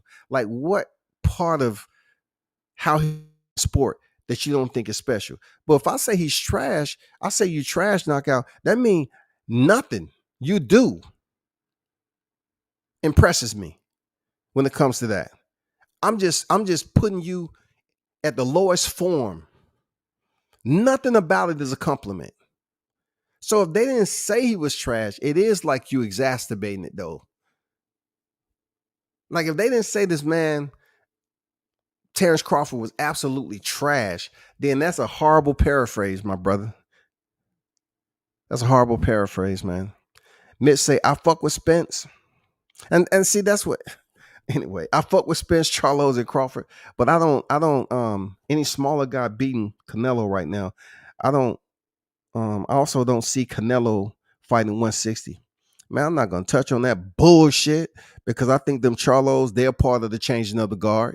They need to get their ass in gear. I think Mar Charlo need to move up to 68, stop fucking off.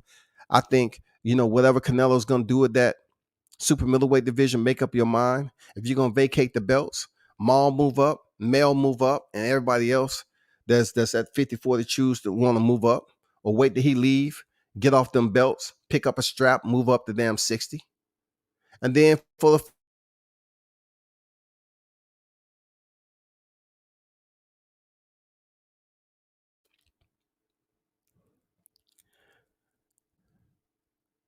Free Hoover, come on, brother. Don't attach that title to the brother, man. That ain't cool. Why you on Hoover so much, LD?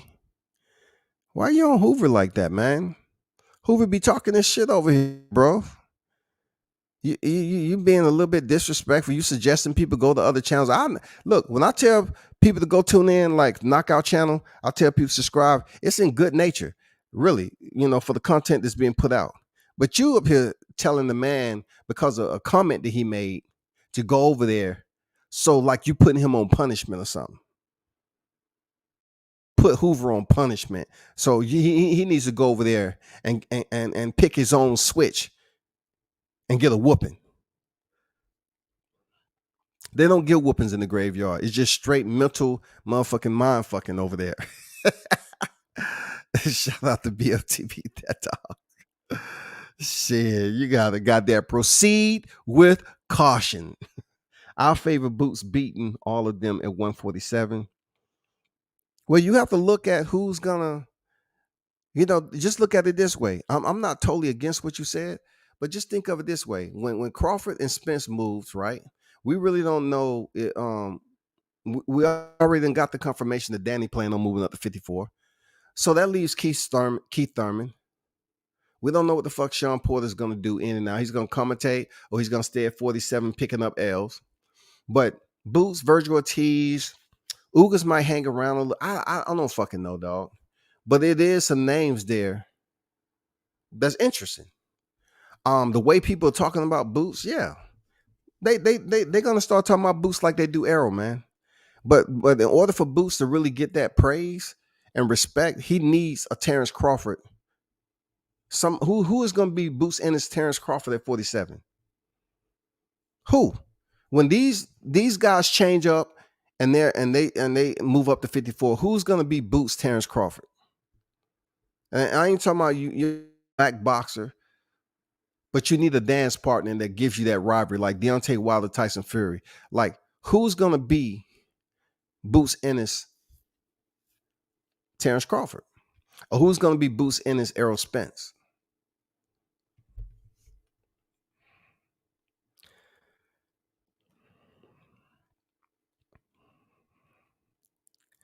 El Esteca is getting in there with all them boys. He get his ass whooped, but he'll get in there. Do I see Mario Barrios picking up a title at 47? I don't know, man. I don't know. It's possible. Like I said, if those names move out, how would he do against the Virgil Ortizes? And I don't know. You still got Maurice Hooker up there too. Then Regis is going to be moving up sooner or later. I'm telling you, Regis understands what's going on. But, Regis, I mean, it's some people at 140 is going to be moving up 47. I'm telling you, man, it's going to be grandiose. I'm telling you. That 40, that 47 to 154, ooh wee. Ooh wee. And then that 40 is going to be nice too once the 35ers make up their mind on what they're going to do, man. Like T.O.'s going to be on deck. You still got Everett Rodriguez. You got Gary Antoine Russell at 40. I hope he finally get released from whatever stigma this place that's basically prohibiting him from getting big fights. And then whenever Devin Haney chooses, I'm telling you, man, 40 to 54, that shit's gonna be on fire, dog. Destiny Black saying that man is average, nothing special, and not a hitter is basically saying he's trash. Not at all, my brother.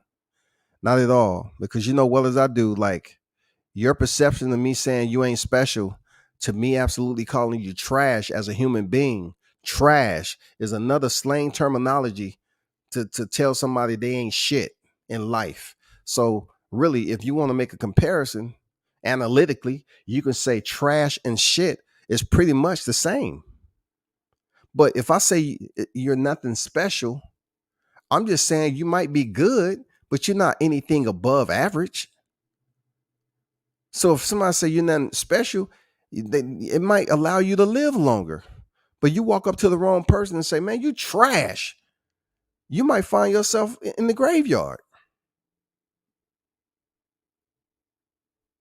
You might find yourself seeing the light in the clouds, making a TikTok video. God damn it, I fucked up. I said trash instead of special. God damn it. Agree with, by the way, just wish we could tell both sides of the story when discussing these fighters. I do. I tell my side, just like the Errol Spence fanatics tell their side. I definitely tell my side, but I don't. It's not up to me. I'm not going through, like, once again, we're talking about what was said about Jerome Boots Ennis coming to the equation. What was said about Errol Spence rehashed over and over again. So telling the whole story on Boots Ennis, the conversation never arose where I was bringing up anything Boots Ennis' family said about Terrence Crawford. That wasn't even topic of discussion. It just Hoover had mentioned it in the live chat on that he said he would rather fight Spence than Crawford. You know what I'm saying? And he actually thought all around Crawford was a better fighter, whatever the case may be. But that wasn't my topic of discussion. My topic was what's on the thumbnail. I'm kind of exhausted with hearing the same thing with no content. I mean, no concrete, solid documentation to see who Terrence Crawford next. Like, stop trying to put a battery in Boots' back and goddamn, grab that controller and guide him into the damn proximity of Terrence Crawford. It ain't gonna work. You can put a battery pack in him all day long. It's still legal, documentation and procedures that have to happen. These fighters ain't just making a fight on social media. Their people are being paid to make that fight. And do I believe Boots Ennis deserve a fight next with Terrence Crawford? No, I do not. Just not long ago, he was going in there with Urabov, some short cave dwelling looking dude. And then, he gets a first round headbutt situation. And then, he steps in there with Sergey Lipinets, a former 140-pound champion that Mikey Garcia beat, and people want to boost up Lipinets. Lipinets is like confused as to where he want to stay at welterweight or go back down to junior welterweight. And then Delorme is a non-conversation, a non-topic, bro. Delorme is a non-topic. His boxing FICO did not increase stepping in there with Thomas Delorme. It's almost like he didn't even fight anybody. So it's no way somebody can say, well, look at Jose Benavidez and then look at Boots. He give Jose Benavidez a shot. Why can't he give Boots? We really want to go on Boots' resume? That's a long conversation. Knockout said it's not, but they also said Spence isn't special either. But they're fighters. They're supposed to say that. At Destiny, exactly. But I don't hear that part being mentioned. Feel me? That wasn't even the topic of my conversation. That's just you directing that at Hoover, probably. Because that wasn't my language. That wasn't something I mentioned. I just mentioned it and I said, Hoover, they're going to start coming for you. And this is a perfect example. I mean, you know what I'm saying? He didn't say nothing wrong. He didn't even go into detail and make it abrasive. Like, I think once again, we gotta speak on how the Spence advocates respond to the Bud advocates. Your paraphrasing is absolutely off. It was misguided. It didn't even come close to hitting the mark, dog. Because nothing special and trash is absolutely two different perceptions, bro. One might get you killed, and the other one might get a raising of the eyebrow, a frown, and say, what? I'm not special. What you mean? And then it allows for conversation for somebody to improve themselves. But when you want to say somebody's trash, it's no option. It's no leeway. It's no explaining nothing. It's fire. It's green light. I feel you knockout, and know, and you know fans are biased.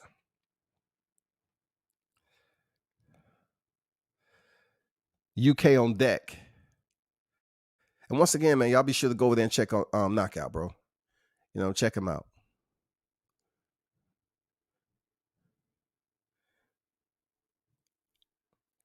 UK says Spence and Bud have never had free promotion. I know, right?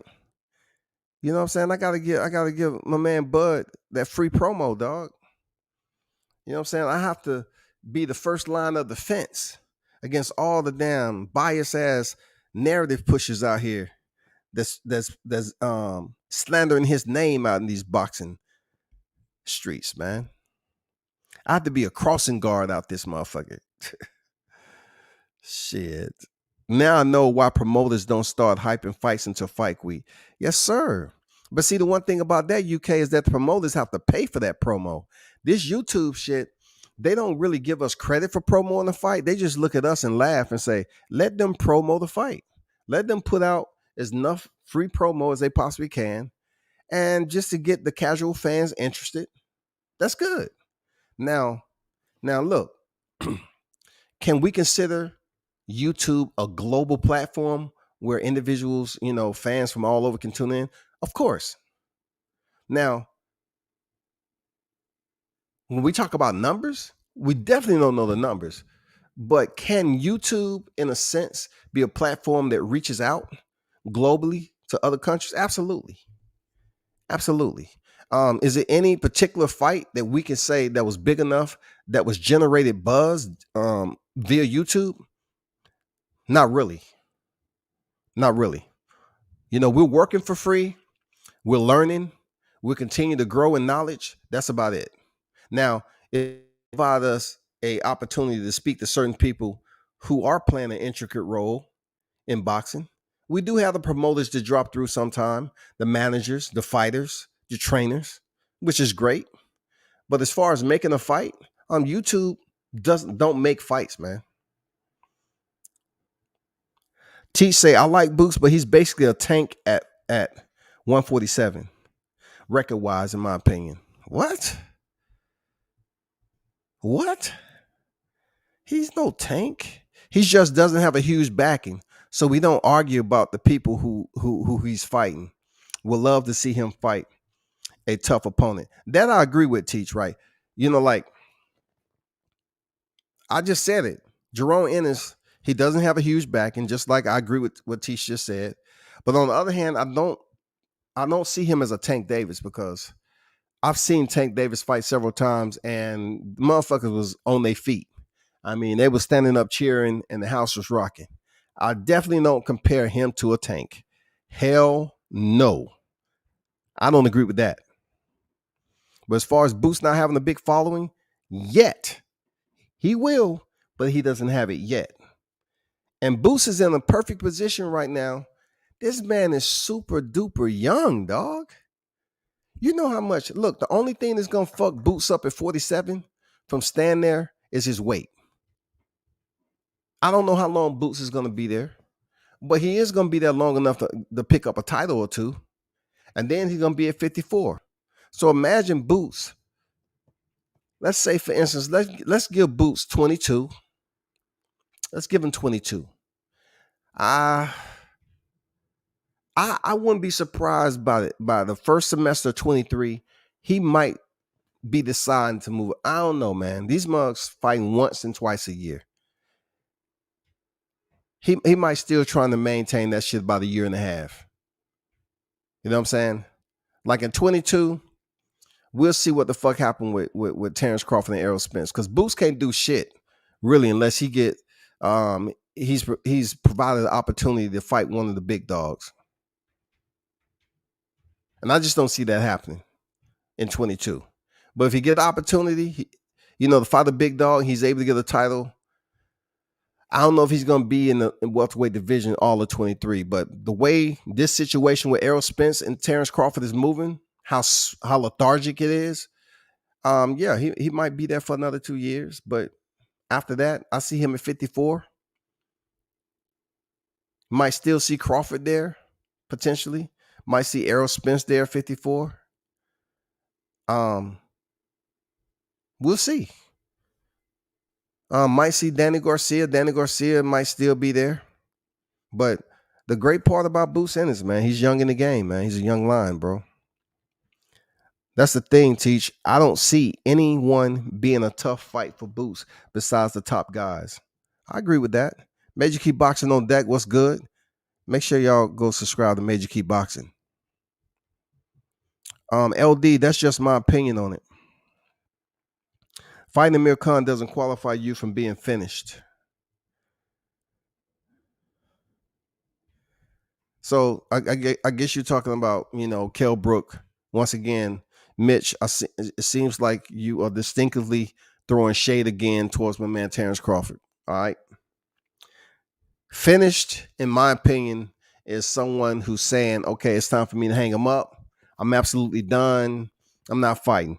But he came out this fight with Terrence Crawford. He's stepping there with Amir Khan. Amir Khan is a credible opponent for Kell Brook.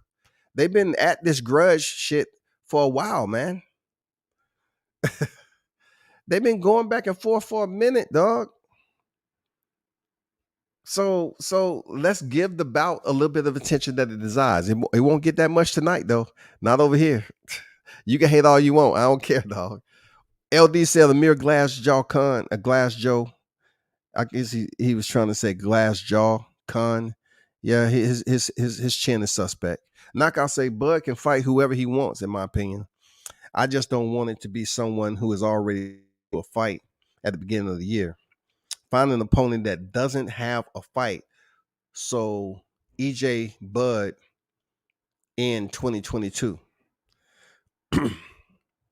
The only way I see that, I agree with you on that. The only way I look at it is that to the Bud fanatic, to the Spencerholics, they act like they need Bud Crawford to fight somebody important every time he step in the ring. Until he's stepping there with Spence. He need to fight somebody that's familiar to the dang boxing public. Who could that be? It's not that much to choose from. We can't sit up here and just keep on mentioning Ennis' name just because it sounds good for conversation. Outside of Ennis, who else is it? It's Ortiz. There's no need. We know Ortiz's team is not going to put him in there with Crawford. They'll pick up that L early. It's not a guarantee Ennis will beat Crawford just because people's conversation is saying that shit. Who else is a big name out there for Crawford to fight, being he just got out the ring in November? He just finished Sean Porter. Why is there such a sense of urgency for him to lock in an opponent for 22? Errol Spence has to get through your Dinas Ugas, man. He's coming off an eye injury. Y'all need to pay close attention to that fight because this man, he come back from a car accident and then he has a fight and then he gets an eye injury. We don't know if he's going to come out this fight with Yordenis Ugas healthy. One thing I like about Bud Crawford is people never really use his name like he's chasing motherfuckers. Like he straight up told y'all he don't need Errol Spence for his legacy. So he ain't chasing nobody. But when I hear, people say that he needs to fight somebody, he needs to lock in an opponent to set everything right. Look, if the fight's going to happen, the fight's going to happen whether he fight anybody or not. If Terrence Crawford does not step back in the ring until he fights an Errol Spence at the end of 22, it'll be just fine. But, all I'm hearing is that he needs to fight somebody. He needs to fight somebody. Okay. Keith Thurman has a fight at the first part of the semester. If indeed he wins and they set up Crawford, if that shit ain't in June, July, the mid part of the year, July, give or take, so they can fight, you're talking about two fight camps back to back for Keith Thurman. All right, very close together, I may say. 2 fight camps. They're talking about in the clouds of the boxing universe that Keith Thurman can't finish a workout, right? So you're talking about Keith Thurman going through a fight camp, jumping there with Barrios, who's just coming off tank this year, then turn around, take a little time off, and get back in there with Crawford. And all to appease the boxing universe, he has to do it in a certain period of time so we can squeeze in a Spence and Crawford fight near the end of 22. Man, that is easier said than done. They'll knock out for real. That's easier said than done, big dog. For real, man. That's easier said than done, my brother. Khan has had a cool career, but currently him and Kell Brook ain't shit. They better outperform Ghost Guerrero versus Victor Ortiz. Man, one thing I can tell you for sure, I'm not going to defend them two right there. I'm not going to defend Mir Khan. Definitely I'm not defending Kell Brook. Because goddamn Crawford done beat both of their ass. Khan does have a solid resume, so I give him respect. You give Khan respect. I know you would give him respect. For one, he's not black, and it's nothing for you to hold him accountable, and you want to overlook like the man haven't been stretched out on the canvas. For real. Khan can get knocked out all he wants. And LD over here like, man, you know what? He has a great resume. What about Crawford, though? Oh, Crawford. You see what Green Machine did? Oh, shit. Gamboa? You know I'm telling the truth, dog. You know what happened to Gamboa? You seen Kavalaskis? Free Hoover say, is Khan versus Brook an exhibition fight? Pretty much that, Hoover. You know what I'm saying? It's a sanctioned bout. But pretty much in the minds of hardcore boxing fans, we're going to try our best to treat it like an exhibition. For real. You know, to keep our blood pressure at a healthy level and don't overstress ourselves. At Keymatch, anyone in the top 10 rankings that's undefeated maybe or has 1 or 2 losses? Let me see. Hoover might as well be UK. Think it's Nigel Benn versus Eubanks all over again. Destiny Black say all facts. Appreciate you, Queen. Regis want to say stay at 40 to become world champion again. Okay, let's just say you're right. What does it do for him though? He's already been world champion. Why are you afraid? Like Teach, I'm glad you brought that up, right? Just let me elaborate on this when it comes to Regis. I don't know why he's procrastinating. He's very apprehensive to move up to 47. It might be a smart move on Regis because he's looking at it like he'll have a hard time moving up, facing the big names up in the top 5. And Regis haven't been champion since losing his belt to Josh Taylor. But peep this out. I ask myself the question all the time about 47. Being that Sean Porter fought at a heavier weight in the AMs and periodically in pockets through his career. Same thing go for Errol Spence. He fought at super welterweight. Why hasn't he considered at this juncture in his career to ponder a move up to 54?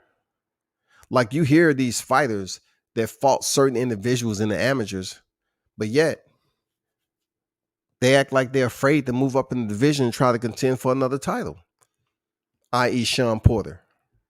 Why? Why don't you? I mean, it's puzzling to me, man. It's very puzzling, to say the least.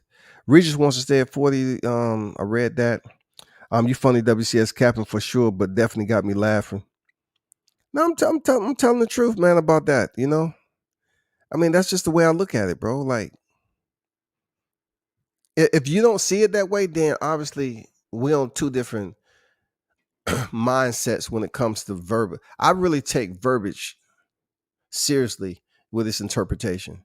And I definitely instill that in my family because, you know, the first word that comes out your mouth, you can keep your mouth shut and people can think you which way or the other. They think you a good person or a bad person. But when you open your mouth and say that one word, the first perception is everything when it comes to language. You know, you always hear the tongue is a sword to life and death. When you say somebody ain't that special and you say they trash, you know damn well that when you call somebody trash this day and time, it may be your last conversation in life. You have individuals that don't know how to analyze shit. Trash is the lowest form.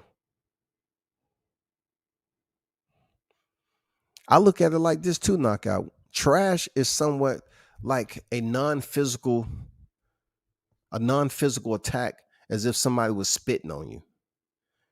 Because when somebody spit on you, it's been people that get killed off spitting on somebody. It's been people that get killed to say when we say trash, you're the lowest form. You're the scum. You're bubblegum. You bubblegum on the bottom of somebody's shoes. You're piss. You ain't shit.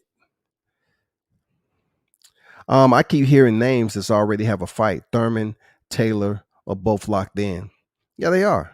But I look at it like this: they're knockout. Why should Bud be locked into another fight when it's pointless for him just stepping outside the ring to now be obligated to a superficial window?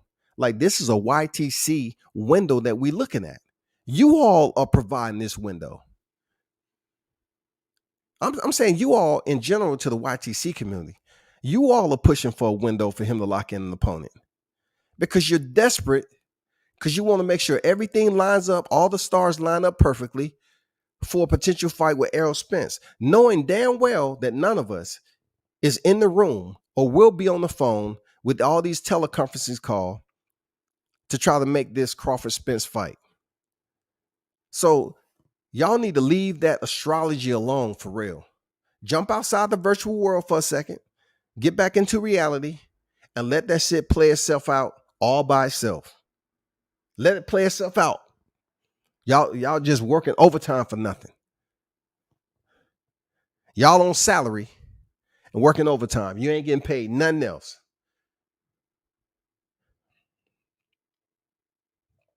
Man, Regis ain't make 140 since Taylor took his belt. He the new catchweight king. Regis just buying his time, man. He's not confident to move up to 47, for real. Virgil will be locked in soon for McKinson. Man, that's already out on flyers and shit, dog. Boots and Cody Crowley are on the table. Man, so let me get this straight. Cody Crowley disperses of Hydrodroff, Logigen, that was ranked number 1 up there. So Cody Crowley is the man that should get the shot right now. It doesn't work like that. Seriously, it really doesn't work like that. What is Terrence Crawford going to get from fighting Cody Crowley? And we're trying to make a Spence fight. Terrence Crawford, how many fights did he have in 21?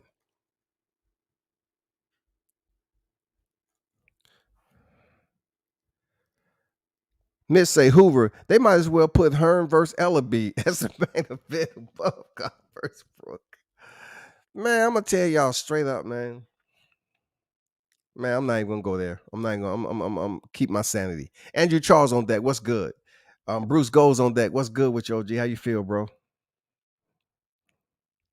Appreciate everyone pulling up. Bud can stay out and wait for Spence to reference to his time off from Kale to Porter. Absolutely. Bud Crawford is 35 years old. So for him to preserve his body, you know what I'm saying, from that fight camp and everything, cool. You know what I'm saying? Cool. And just to think about when I seen him down here in A before his fight with Sean Porter and having some tough sparring, and to see him go in there and do what he was able to do, it was nice. It was nice to see that. You know what I'm saying? Because he had some tough sparring down here a little bit. You know what I'm saying? With him and Brian Norman. And then I think he sparred Tiger too, It was good to see that, man. Y'all shouldn't put too much emphasis on sparring for real. Because I've seen some dudes look a certain way in sparring and they fighting on the highest level and they go in there and get the shit done, dog. But I'll be honest with you. I haven't heard anybody as of late fucking up Boots. I'm just gonna be honest, dog. I ain't heard no sparring stories about somebody fucking him up in sparring, dog. I just haven't heard it, man. I haven't heard that shit. Miss say, no, combat, this shit ain't cool. I can't support Ben looking for those fights. So if Ben's looking for Crowley, I don't see a problem with that. If Conor Ben is looking for those fights, I don't have a problem with it. Because Conor Ben is not established like that yet. For real, he's trying to work himself up right to the point where he come on the scene. People respect. He's just trying to build up his shit and get some more notoriety, man, and bring that global presence over here to the U.S. You know, he really want to do it the right way, it seems, and he's pretty entertaining, dog. Destiny say Crawford don't have to fight a damn soul if he so chooses. If he decides to retire right now, he can, because he's already solidified the HOF Hall of Fame. But Spence got some work to do. Say one more again, Shouty. Say that one more again. That's absolutely true. You know, that's why he pretty much said he did not need. I know this just pissed off the damn Spencerholics. But when he say he didn't need Spence for his legacy, dudes literally had to run to the roof, man, to have a meeting. That shit was like Nino Brown, New Jack City. They had to go to the roof to have a meeting. They were so pissed off. They said, what does this nigga think he is? He said, man, he don't need our brother Spence for his legacy. Who the fuck did he think he is? But I agree. Terrence Crawford has already solidified his career. He's a Hall of Famer as we speak. And as though people want to say he ain't fought nobody, all you have to do is hit the reel back to when they was recognizing the undisputed champions of the 4-belt era. And one of those names that was up there was the one and only Terrence Bud Crawford. And also many others, Jermaine Taylor, Josh Taylor, Alexander Usyk, Canelo Alvarez. I mean, all these names was up there. Teofimo Lopez wasn't up there, though. But I'm just saying, they had these names up there, man. So he's a part of history. Hearn versus Ellaby would do big. First of all, Ellaby is not basically shedding his suit, right? He's not taking off them expensive shades that he be wearing to go in there and prove anything. He's not gonna do it. And plus, look, while y'all bullshitting, people will tune in and see that shit. And look, I believe just because of the curiosity, it'll do over 1 million buys. I bullshit you not. If we was gonna see Hearn and Leonard Ellaby, oh my God. I'm not even gonna get that no shine, man. Now it's becoming the damn National Enquirer. Mitt say 90-10 split for Hearn has been proposed. Man, y'all stop that shit, dog. Destiny, undisputed at 40, but I still want to see that fight. Teach already, but I'm just speaking in general. Granted, we saw the devastation coming. Opening, where's the lie? Man, you know, I don't know what Oakland's on right now, dog. Come back. I rock with Spence because he reminds me of Triple G. Winky Wright. But the fans kill the vibe. He reminds you of Triple G. Triple G. I'm a bit confused. Triple G.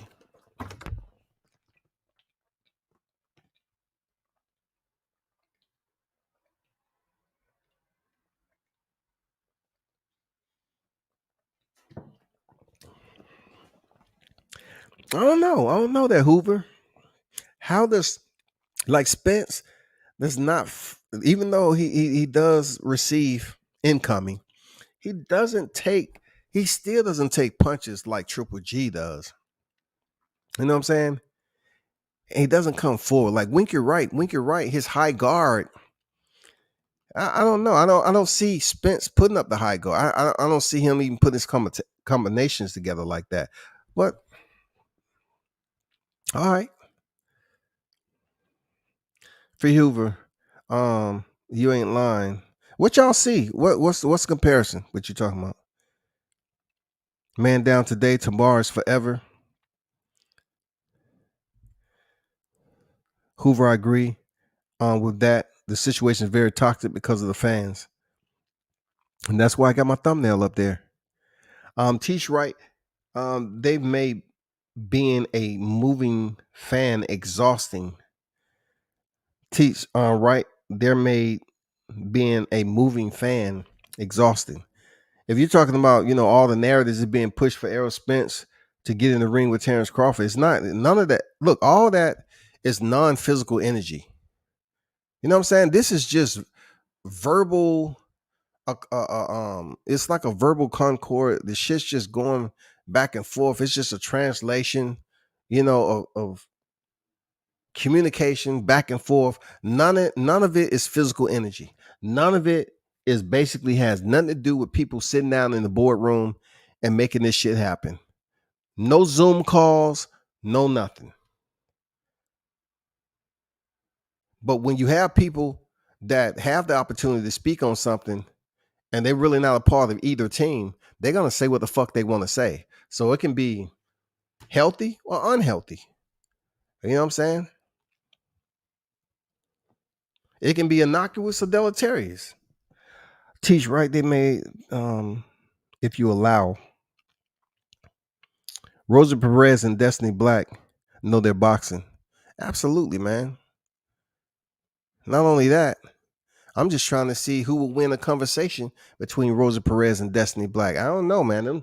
Them two, that's some firecrackers right there for real. I don't know. I don't know how that conversation would be. I know it'll draw a lot of freaking attention though.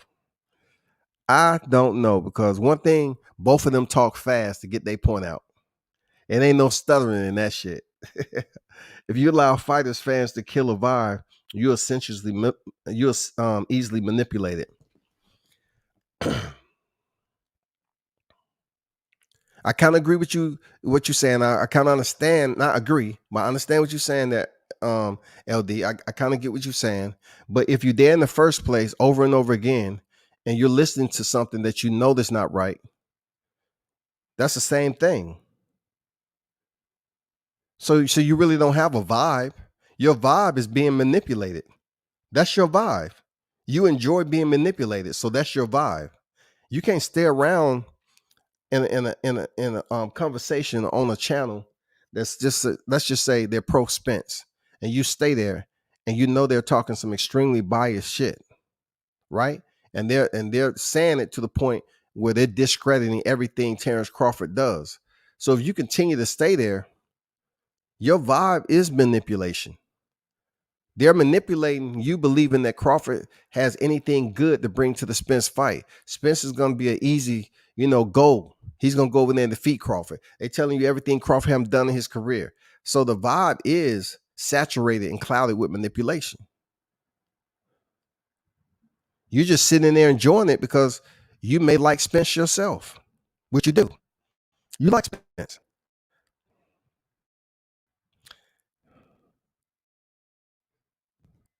Doesn't say LOL free Hoover love you too. King say, man, all the middleweights and super middleweights were waiting around for the Canelo sweepstakes. Problem is the shit worked out for the super middleweights. I think that was one of the most ill-advised moves right there. Not so much from Marcelo because he's a 2-division champion, right? And we didn't expect too much from Gennady because he was up there trying to be better than Manon Hopkins. It's such, oh my God. Like seeing this shit happen with Gennady in the way he portrays himself in history. And Gennady's going to be a Hall of Famer. But he's so afraid of moving outside 160 pounds. He already has a loss on his record. What you afraid of? Canelo already beat you. Like Floyd beat Canelo.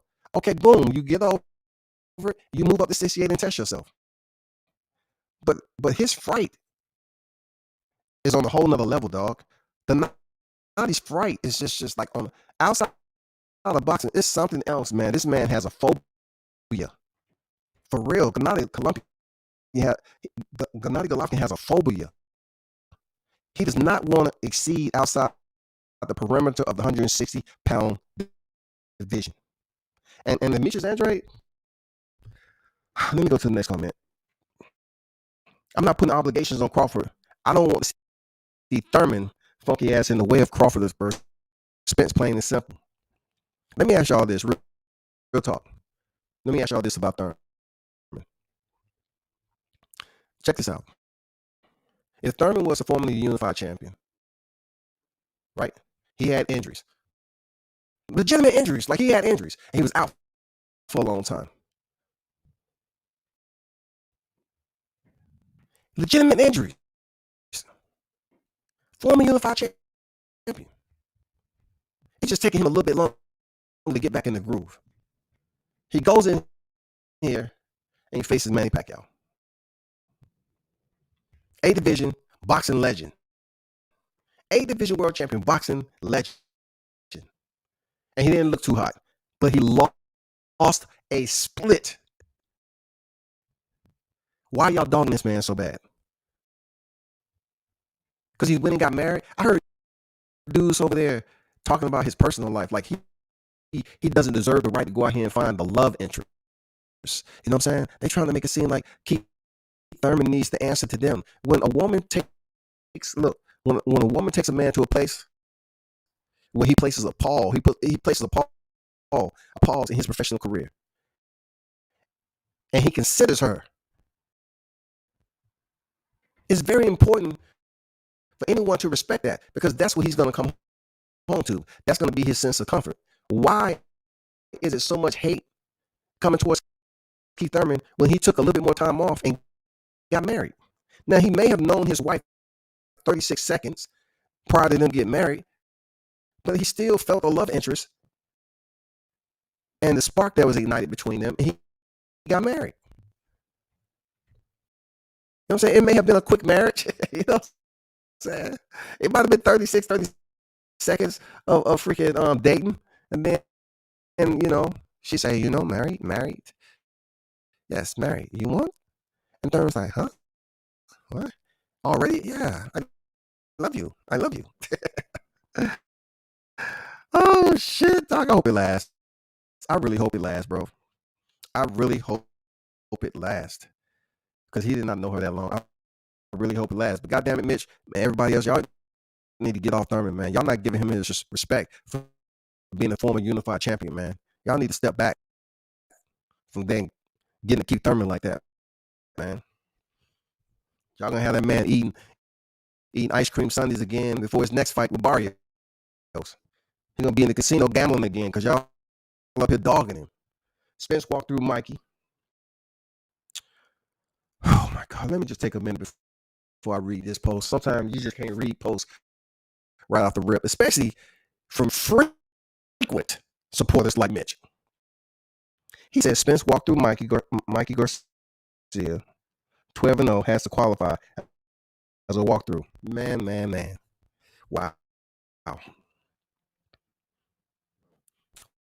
Wow.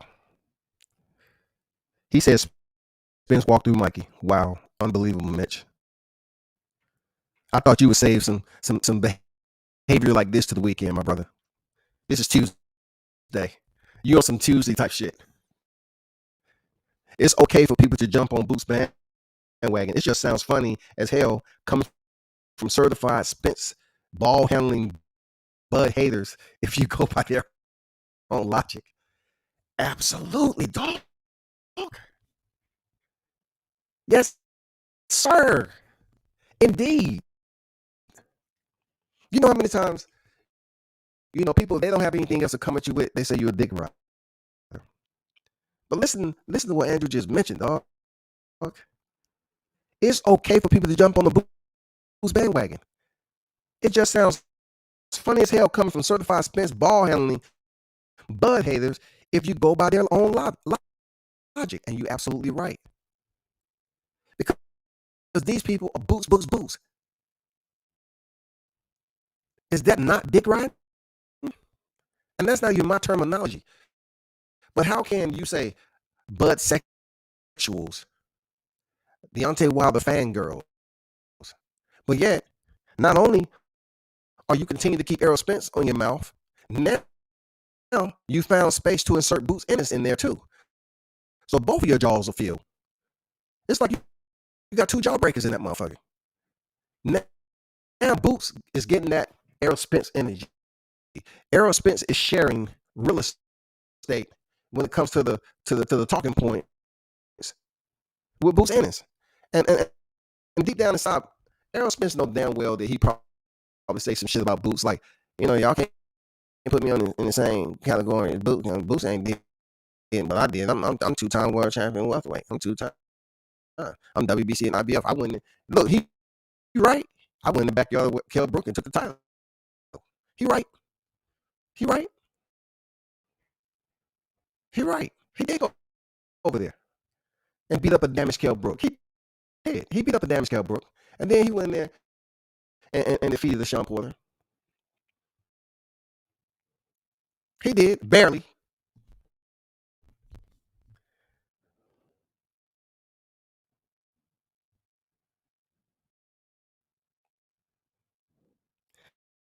Great thumbnail, by the way, WCS. I appreciate it.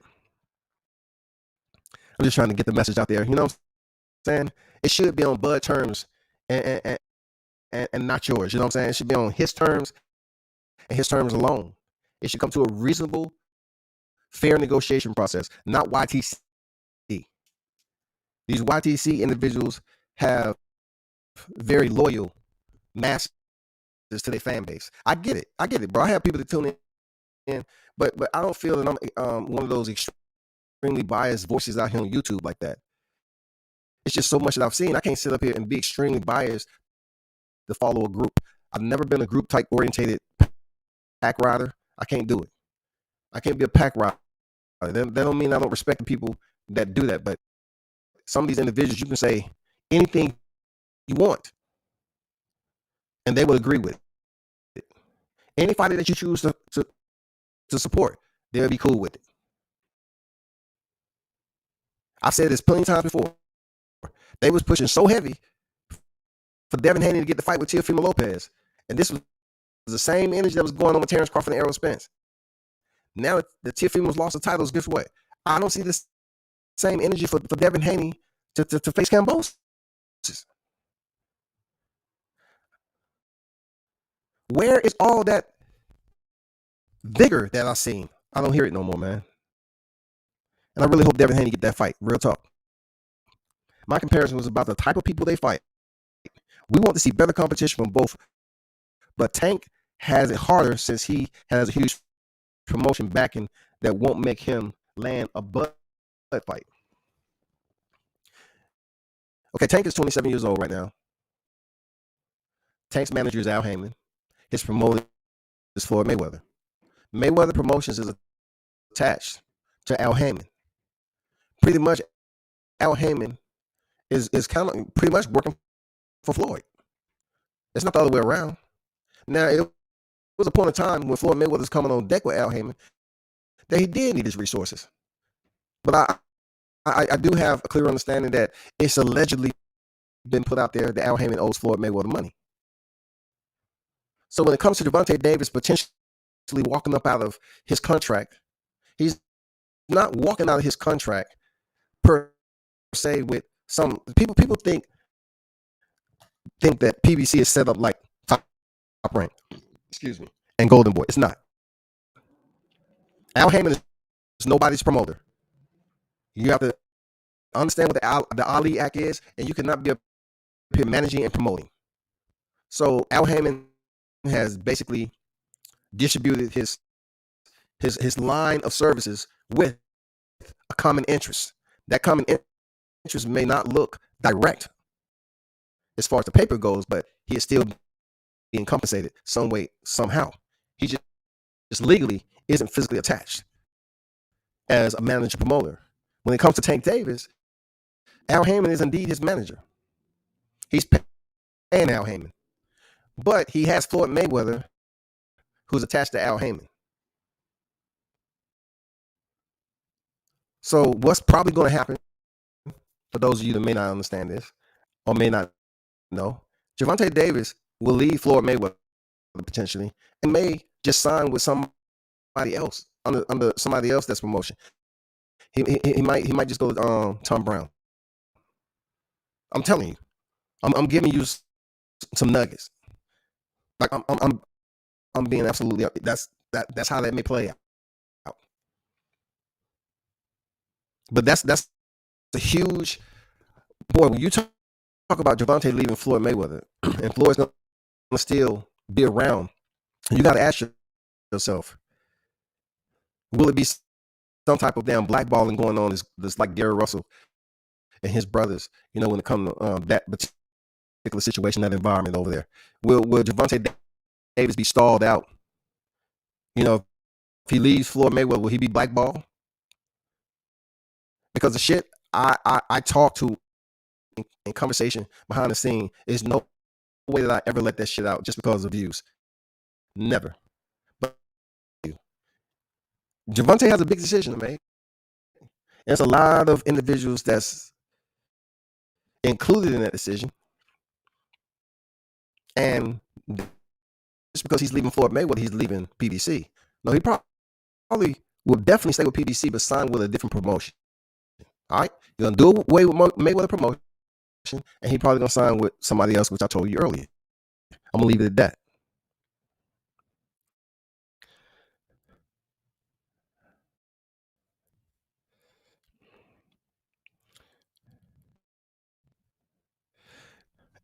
Bro, all right. Hey, appreciate you pulling up to the live chat, but dude, I'm not even going to put your comment up there. I mean, you can talk your shit. If I didn't consider it trolling, then I'll post it up there. But I mean, it kind of sounds like I'm talking to a temporary boxing fan or something with all the insults, man. It makes no sense for me to put it out there and entertain it. Jay Ocho on deck. What's good? I'm working but tune in, bro. Appreciate you there, Jay Ocho. Salute to one of the ones that pull up all the time and show support, my brother.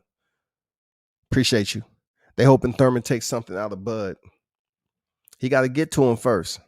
So we got to see, how the fight play Mario Barrios, if he stay injury free, and then we got to go from there. COP is saying that, the retreaded information I'm talking about.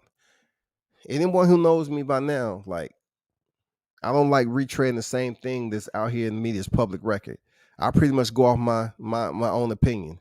But you, COP, you're talking about all the heavy lifting. Now they're latching on to another 2-word cliche term, heavy lifting. Why are we so easily influenced? Wasn't Teach just up here talking about the Vive and talking about manipulation? This is the perfect example of influential manipulation. When people continue to hear the same thing all the time, and it basically coincides with who they're supporting, they feel favorable to digest it and soak it all in and come on here and say the same thing. Errol Spence doing all the heavy lifting. Heavy lifting of what? You don't want me to take this to a damn ugly place. Heavy lifting of what? How many times has Errol Spence fought in the last since Sean Porter? How many times have he fought? If you want to put it out there that you want to pick up the titles, don't you supposed to go up there and get in fight camp and fight for the titles? So was it heavy lifting when he packed up his luggage and flew over there to the backyard of Kell Brook? Were y'all talking about that heavy lifting bullshit? Was it heavy lifting when he jumped in the ring and wanted to make it known that he wanted to fight Sean Porter next? And Sean Porter was like, yeah, sure. And he ended up fighting Yordenis Ugas. Then he fought Errol Spence. And Sean Porter was doing damn good. He looked good. Just like he was looking good with Terrence Crawford too.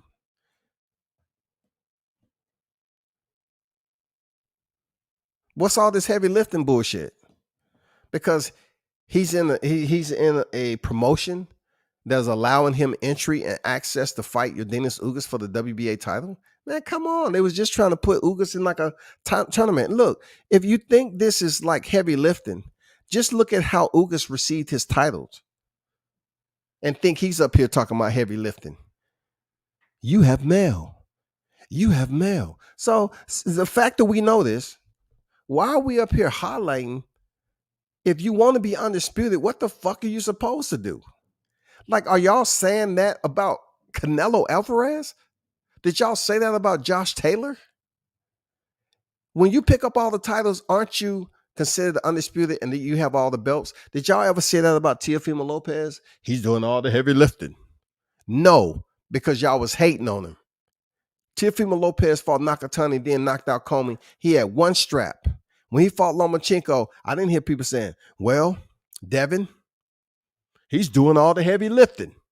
No, we didn't hear that shit. We didn't hear that shit. We never heard that.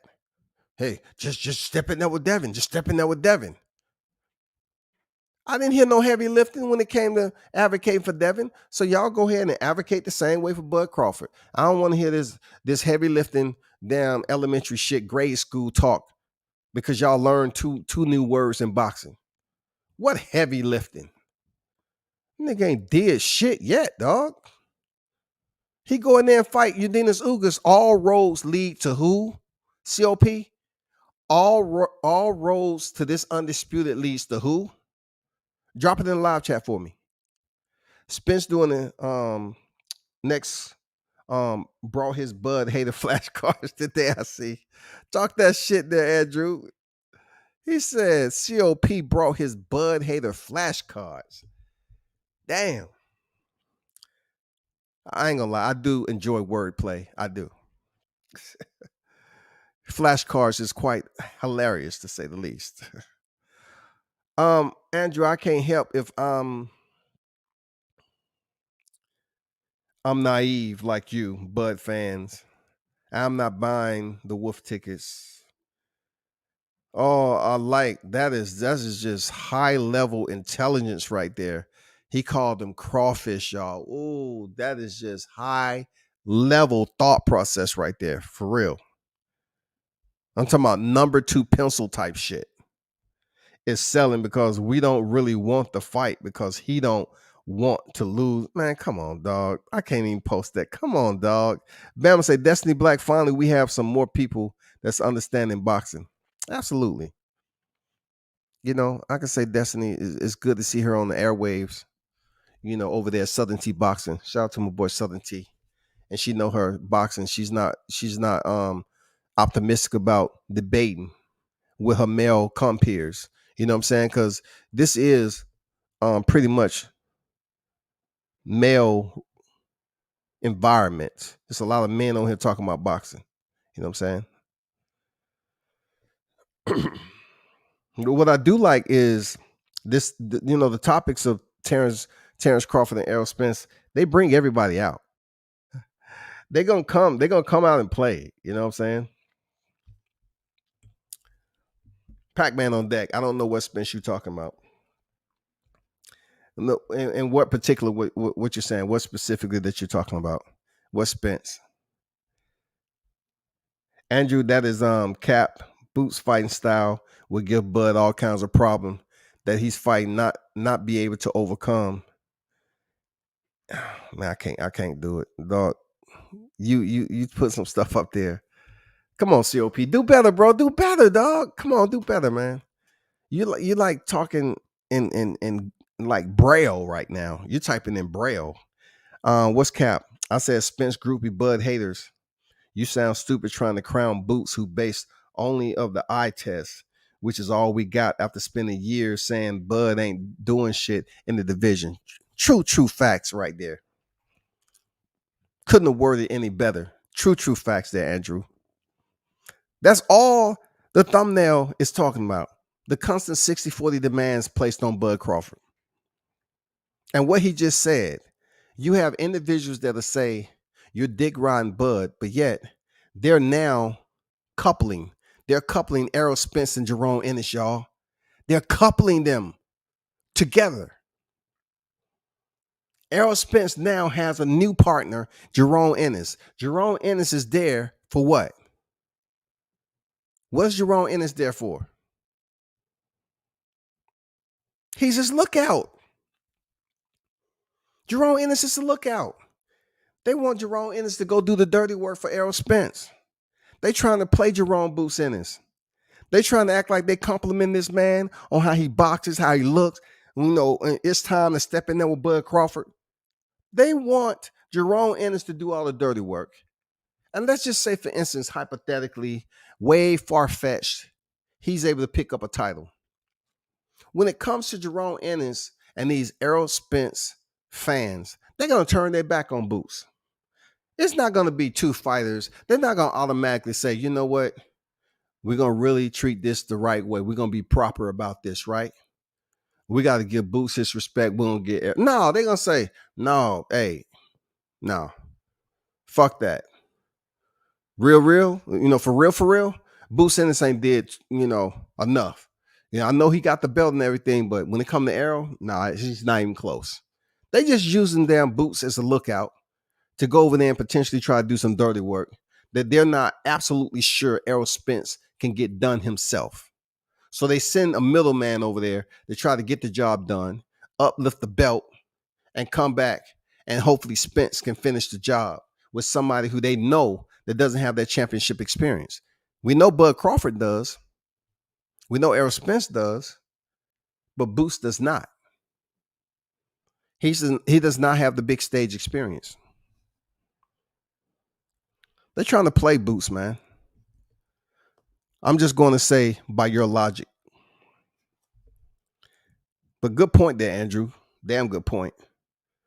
You know what I'm saying? They basing Boots Ennis praise and all his damn adulations and clapping of the hands and shit all off the eye test. So now they trying to share the spot. They trying to act like they doing Boots a favor by sharing the spot with Spence and Boots together with a common purpose there, Andrew. The common purpose is Terrence Bud Crawford. That's a common purpose. Is to get to Terrence Crawford. They think putting somebody else over there to lift the title is doing a disservice to Terrence Crawford. They're shutting him down. But really they ain't, because like Destiny mentioned earlier, he's already solidified his career. He's a Hall of Famer, and he don't need Errol Spence for his legacy. He can get the fuck on. He can do what he wants. He can go up to 54. He can do what he wants. It's just the Bud fanatics, the Spencerholics, they sitting up here acting like, damn, I'm still mad that he said he didn't need my boy. He need my boy. And Bud's going to like, no, I don't need him. I don't need him.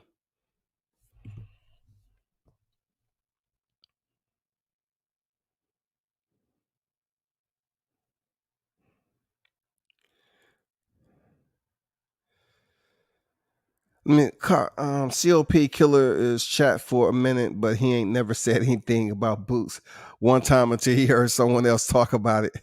Him out this last fight against a guy on a losing streak. He is, man. 2-fight losing streak. You know what I'm saying? He had, sitting up here, got one win after that, and they hyping Delorme up. I just want to see you make one original thought in your own words. For real. Tay says Spence fans. Whoever those fans are.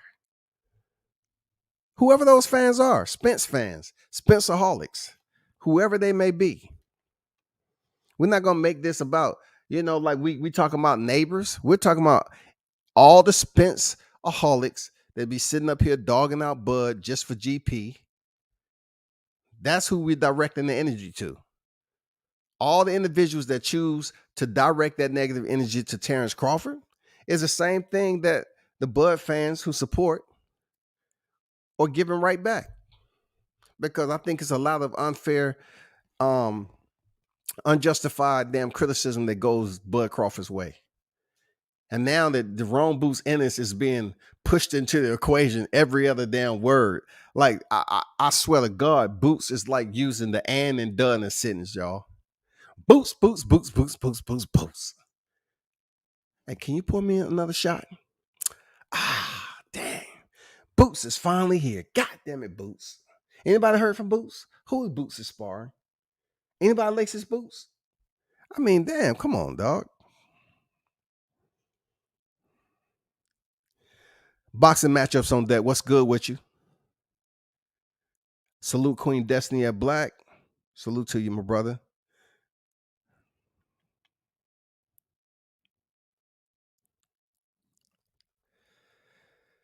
Andrew Charles, you I can't do it, dog.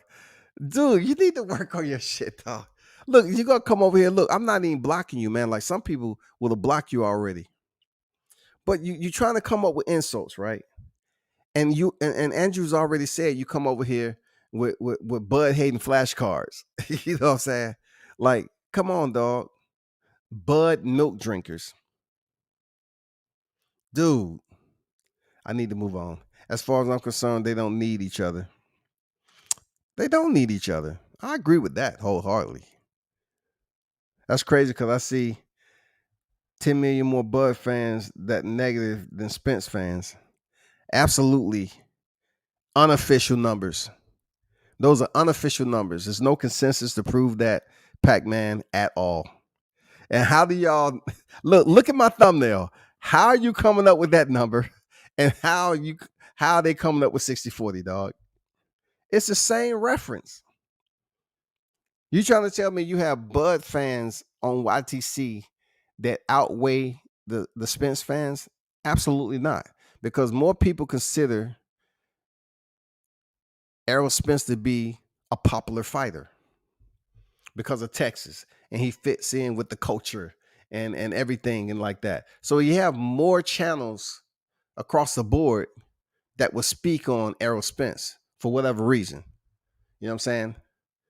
Like for whatever reason they choose to speak on him. Because Crawford, he really hasn't been in the public like that. He's always had an issue with the media.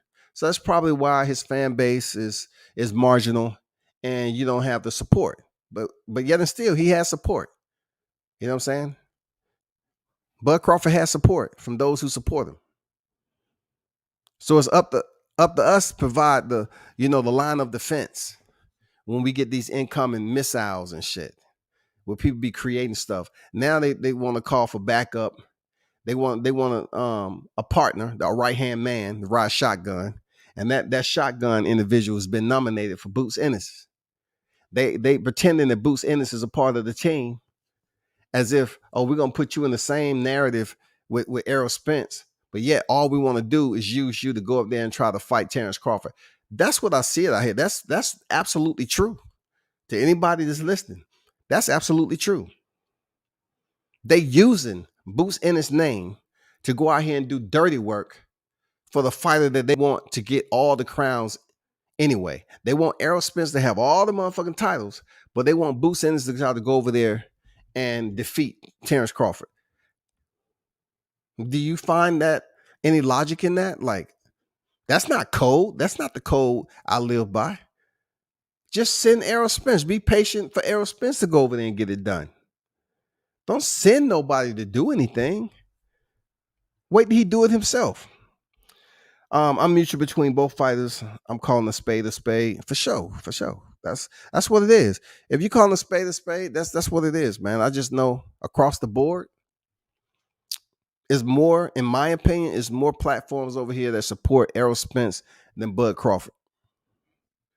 Andrew said, my personal observation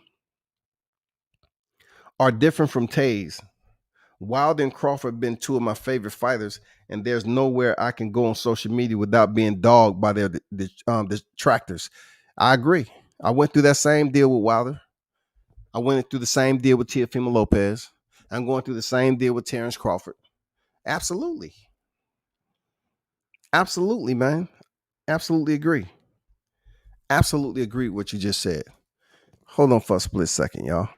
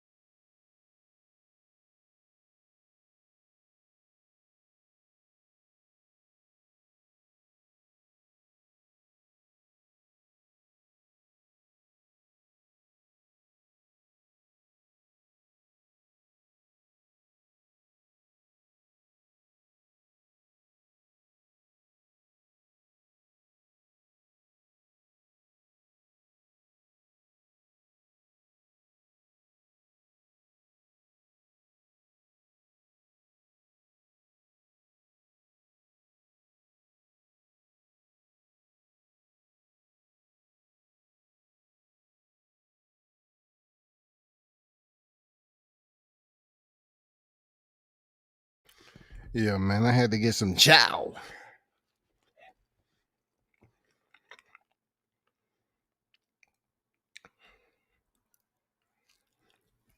I've been on here over 3 hours that quick.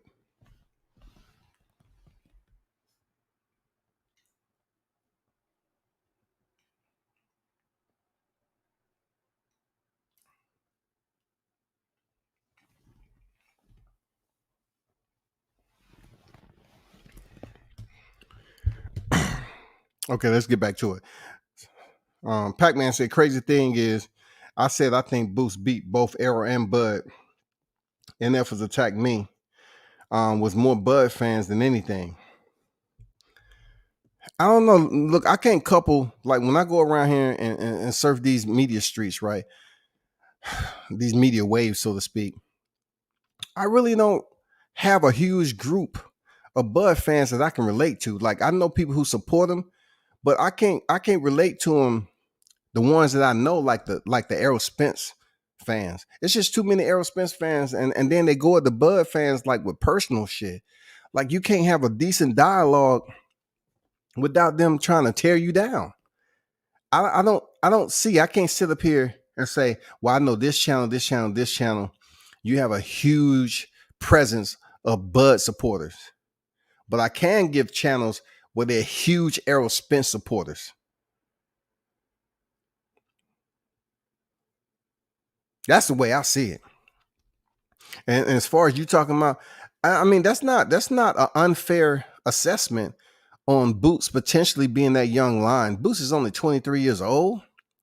I mean, I can understand why people can say, well, he probably can beat an older Terrence Crawford and Errol Spence. I mean, sooner or later, the young line always come up and try to take over the pride. That's usually how it happens. And in the process, if a line comes to a pride and they got some young males in there, them joints getting killed. It ain't no damn babysitting. It ain't no like, oh, you already done had babies, huh? Okay. Don't worry about it. They can grow up. No, that male line will go over there and kill them motherfuckers. Because he wants his offspring to be the next. Man, come on, man. That shit ain't happening.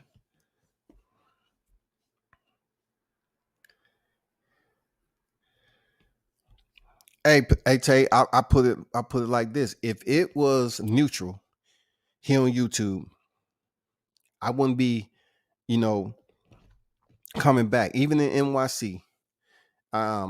Believe it or not, it was some people that I seen on YouTube. We had some freaking words and conversation about this.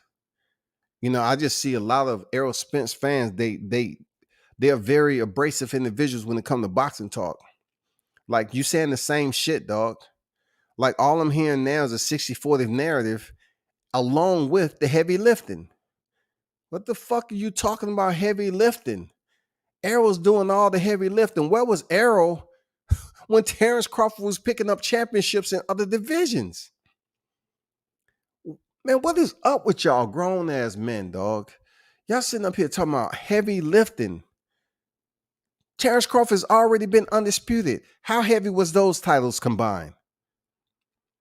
We can't ask Spence that because he ain't never had that experience.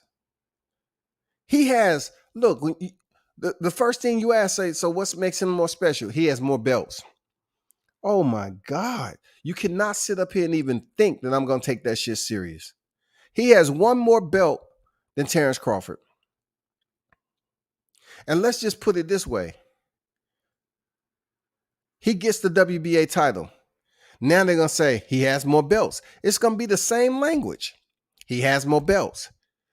Terrence Crawford should do this. So look, to their point, they coming up with this 60-40. I don't know where they're getting this shit from, but I guess they say it enough.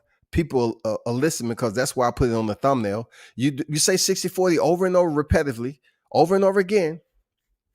More and more people say it, but it's not going to make the fight.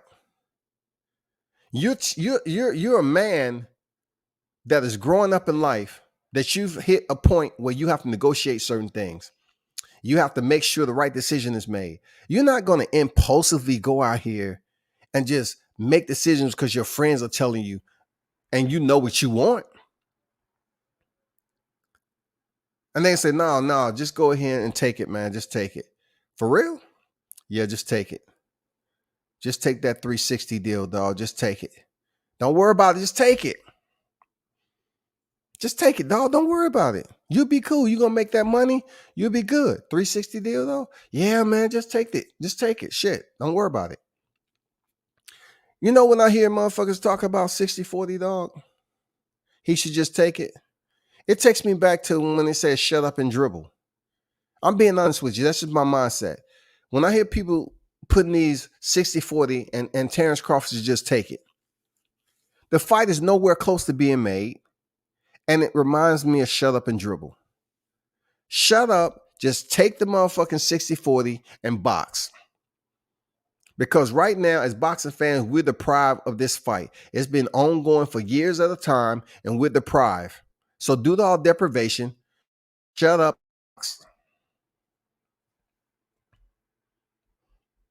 He said, I get what Arrow is saying. That's still mediocre to me, though. I feel as Bob put him in a fucked up situation from his way of thinking. Now, business-wise, I really don't touch the business aspect of these fighters, especially Crawford. Because I know, with Bomac and people saying he had a vested interest, and people thought that Terrence Crawford was going to stay at top rank because of Bomac's. But it didn't happen. He's no longer there. So, therefore, at the end of the day, Bomac works for Terrence. It's not the other way around. Just like the promoter supposed to work for the boxer, that shit don't happen. The goddamn fighter work for the promotion. You know what I'm saying? So when it boils down to it, there's a dilemma right now on where Terrence Crawford is going to sign. Is he going to sign a multi-fight deal or just a one-fight deal here and there? That's the big question. People believe when they're talking about 60-40 with Terrence Crawford, they're also telling him to go sign with PBC. They really want him to go over there and lock himself into another bad deal just so he can be in the company of someone who they can say was there before he was and going to get all the special treatment. And that's Errol Spence. What good would it be for Terrence Crawford to go over there and sign a multi-fight deal with PBC and fans believe it's going to be strictly for Errol Spence's benefit when Terrence Crawford is not going to stay at welterweight that much longer? He's going to move up to 54 sooner or later. Sooner rather than later.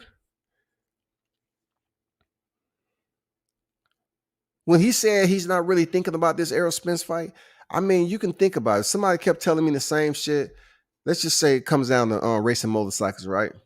And somebody say, hey, so-and-so said he want to race you, but he never shows up. And they've been going on like 7 or 8 times already. So-and-so ain't showing up.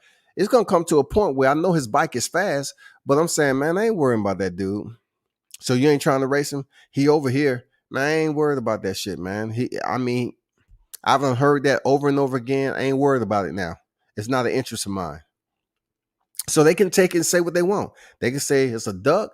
They can say, oh, you don't want that damn smoke. Ain't trying to, see them lights or whatever the case may be. But in this right here, we have no influence on it. It's good banter, and we'll see how it works, man. It's like exhausting here in 60-40. What did them people come up with those names? I mean, those numbers. Don't get wrong. Boots is real, real nice. I got bow issues with the eye test. I'm just pointing out certain hypocrisies. Some people are laying on real thick, but I fully support the brother. And look, I basically concur with you on that, Andrew, because I don't see what the point is in pushing the same narratives over and over again in the company of others who are just going to agree and talk the same shit you talking. I don't need a conversation like that. And I'm being honest, right? Like, I would rather have individuals in the live chat talking on some different type shit with their opinions because it's all about education. If I'm hearing them come in here and say the same stuff like like COP was saying, Errol Spence doing all the heavy lifting. Errol Spence has a better resume. Errol Spence is in Texas. Errol Spence knocked Sean Porter down in the 11th. I heard all that shit before. I know who he fought. I know the shit. I'm so acclimated to the people that's on these panels and talking about Errol Spence. I know what's gonna come out their mouth. It don't matter how they articulate it. It doesn't matter. That's why whenever I pop up for a debate or whatever, I'm not really sweating shit because I pretty much understand the energy of who's on the panel, and I know it's all gonna come down. Butts in the seats. Look, the whole live, I didn't even mention that shit because this was like the 60-40 thumbnail. But another cliche terminology is butts in the seats. And shout out to Destiny for burning that shit all the way down to ashes. Like the embers are still goddamn precipitating as we speak. People might have got upset. I know some people hit me up on that tomorrow. Man, you're doing too much. You blowing Destiny's. I'm not blowing Destiny's head up. She talk her shit. She talk her boxing. But when that shit came out, I knew it was about to go down. I knew when I could tell you one thing that Errol Spence does better. He put butts in his seats. And then the shit went left from there, dog. And I commend how it was handled. Because it was something that I would just look back. I might shake my head. I was like, okay. But hearing it from a female's perspective, a woman's perspective, the way she went up there and broke it down, it made all the sense in the world. And though, you know, in the company of men, they don't want to agree, they don't want to admit. But dude, when she said Spence, we understand he the most popular nigga on planet Earth. That shit was hilarious, dog. For real, that shit was hilarious. It really broke the ice on a serious type of damn dialogue, because boxing debates can get very, very serious, dog. Butts in the seats, 60-40, heavy lifting, box wreck.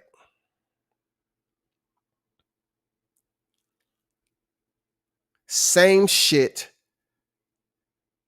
different day. Butts in the seats, 60-40, box wreck.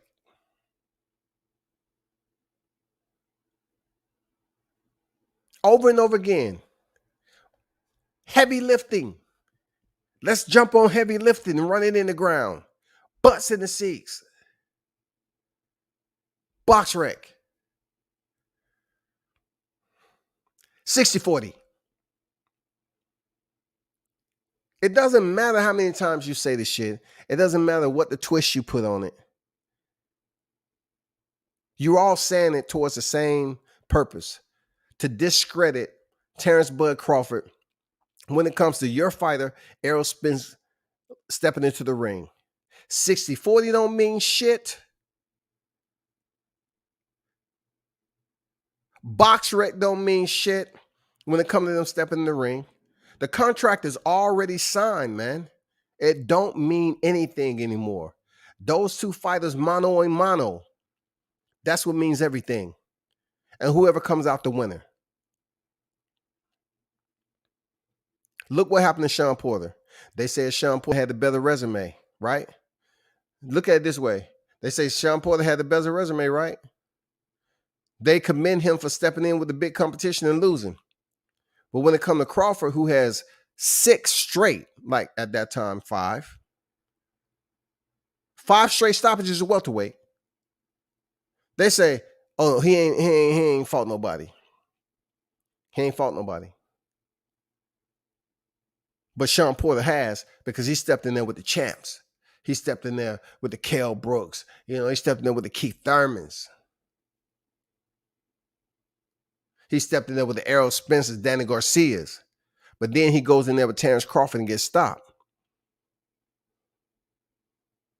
So I would have hoped that Kenny Porter didn't jump up on the ring apron and allow his son to get knocked out. But Kenny Porter didn't allow the fight to further materialize because he didn't want his son to get embarrassed. The way Sean Porter was throwing a tantrum and punching the canvas, as a father, he looked at that shit like, you know what? We live in a social media era right now. And my son is commentating. He's on TV now. I don't want this to be an absolute bad look of him not having self-control. I don't want it to be a bad look. So Kenny Porter already getting 2 million plus. He said, I'm throwing in the towel, son. We'll do something another day. But you punching the canvas like that, you throwing a pouty tantrum and all this other shit. Kenny Porter had to do an impromptu and come up with something. And that's when he came up talking about, oh, I saw it in training. I started to stop the fight. Why didn't you then? Because it was damn millions in it for you. Period. So the Spence fans are gonna come up here and say some shit. His dad stopped the fight, so they want to discredit Terrence for beating that ass. But at the end of the day, Terrence Crawford got the win, for real. He got the win, shawty. Every channel has bud sexuals as well. I think everybody should support both fighters. What's up with the sexuals, dog? From what we experienced with Wilder fangirls. Why would that even be a topic? What is up? It seems like they come up with these demasculizing slang terminology on dark-skinned fighters. I swear to everything. The demasculinity is real when it comes to this social media projection. They always coming up with something to demasculize another man. But sexuals, Wilder fangirls. Everything deals with demasculinity in a derogatory way. Dick riders, everything has to do with testicles. It has to do with sexual goddamn obscenities, derogatory, insults, vulgarity, all that shit. Where's the buzz sexuals coming from? If you support a fighter heavy, aren't you a fan? Like, let's not be stupid. Like, if we support somebody heavy in anything, like athletics, whatever, aren't we considered a fan? Don't we say, oh, man, I'm a fan, man. I just want to let you know I'm a fan. What's up with this acting narcissistic or something like that? Like, you can't let your feelings out. Like, you meet somebody that's been competing on the highest level and you go up to them and say, hey, man, what's good? It's good to meet you, bro. I'm a fan. That's natural. Let's not start playing like that shit don't matter, dog. Fury doesn't even have any fans. Then only rock with Fury because they hated Wilder. Absolutely, dog. Absolutely.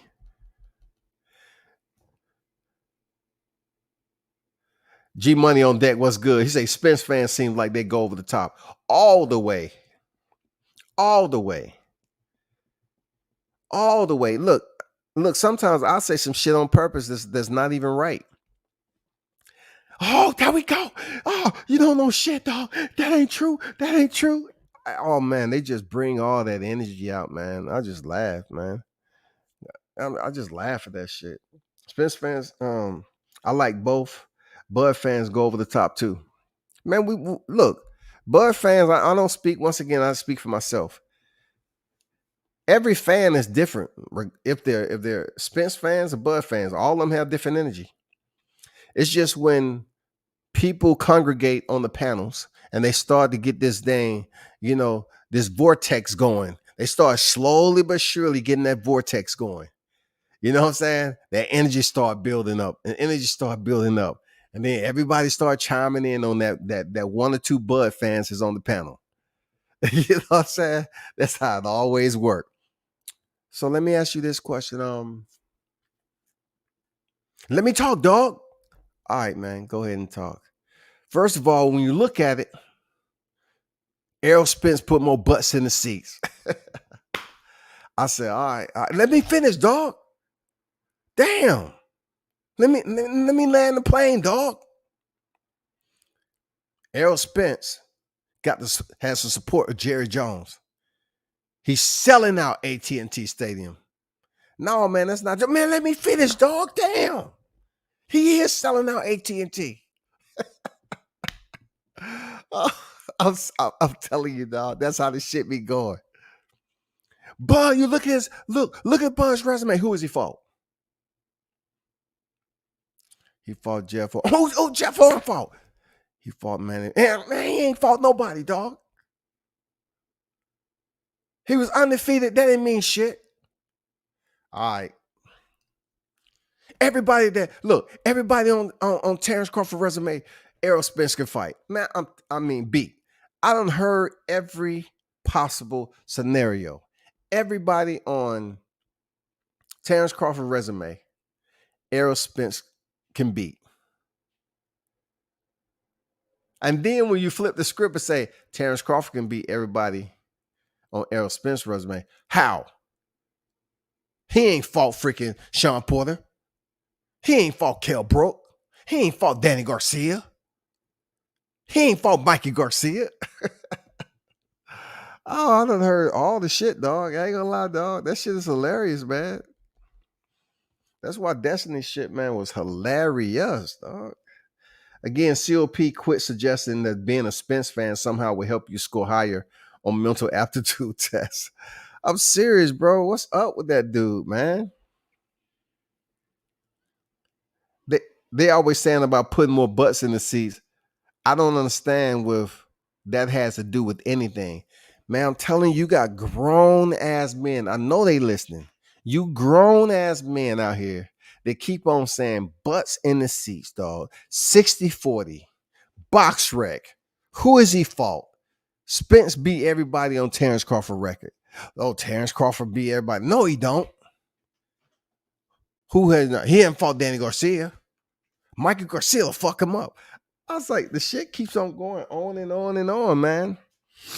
This butts in the seat shit has now been superseded by the more recent term there, Andrew, and everybody else that's listening, and that is heavy lifting. Oh my goodness. Now is heavy lifting. I can't make this shit up, dog. Man, goddamn, Spence doing all the heavy lifting. What the fuck Bud is doing? Taking care of his family. Bud is in Abu Dhabi. Bud is goddamn with 6 stoppages. He's still undefeated.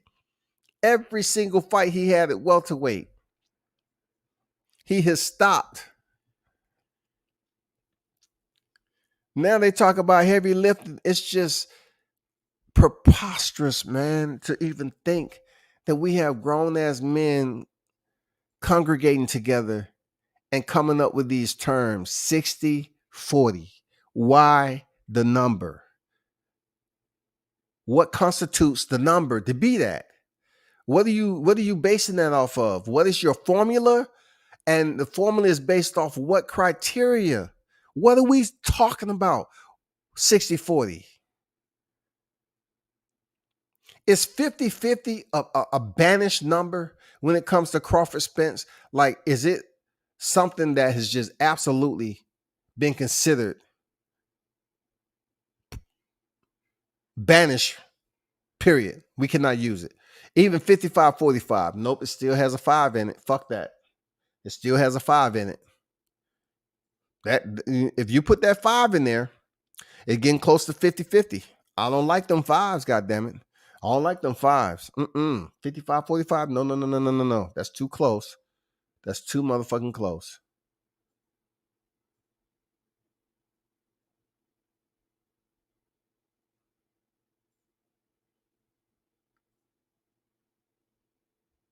I don't get it, Shawty. For real.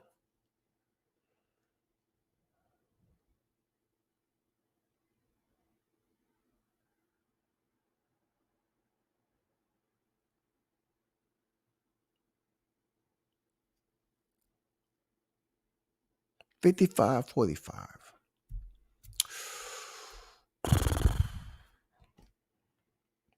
They say all that because they know Spence can't beat him. I look at it like this, G Money. I say it all the time before, man. You own to something. But you being on to something, be careful when you speak on it, speak on it with confidence and courage, speak on it with fire. You know what I'm saying? Make sure the temperature and the burner is up. It's just like walking in the room with a blowtorch and you have the damn accelerant in one hand and the blowtorch in the other. That's how you got to do when you having this debate, dog. Look, Terrence Crawford is one of the hottest names in the sport of boxing right now. Everybody's talking about this shit over and over again. They can't go a day without talking about Bud Crawford. They can't talk about Spence on a thumbnail without saying something about Crawford. They want to try to say Spence Ugas, but no one gives a damn when it comes to saying, okay, hey, Ugas, who's that? You know what I'm saying? Like they don't care. They know he has a belt and they feel that Spence is going to have an easy day to go over there and pick it up. Period. It's really no resistance.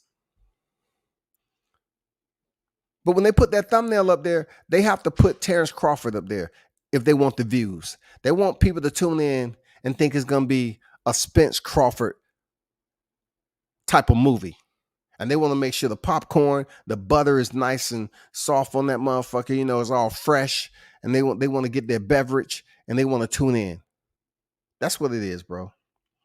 Spence fans generally don't give Mikey any respect, so they can't be talking about him.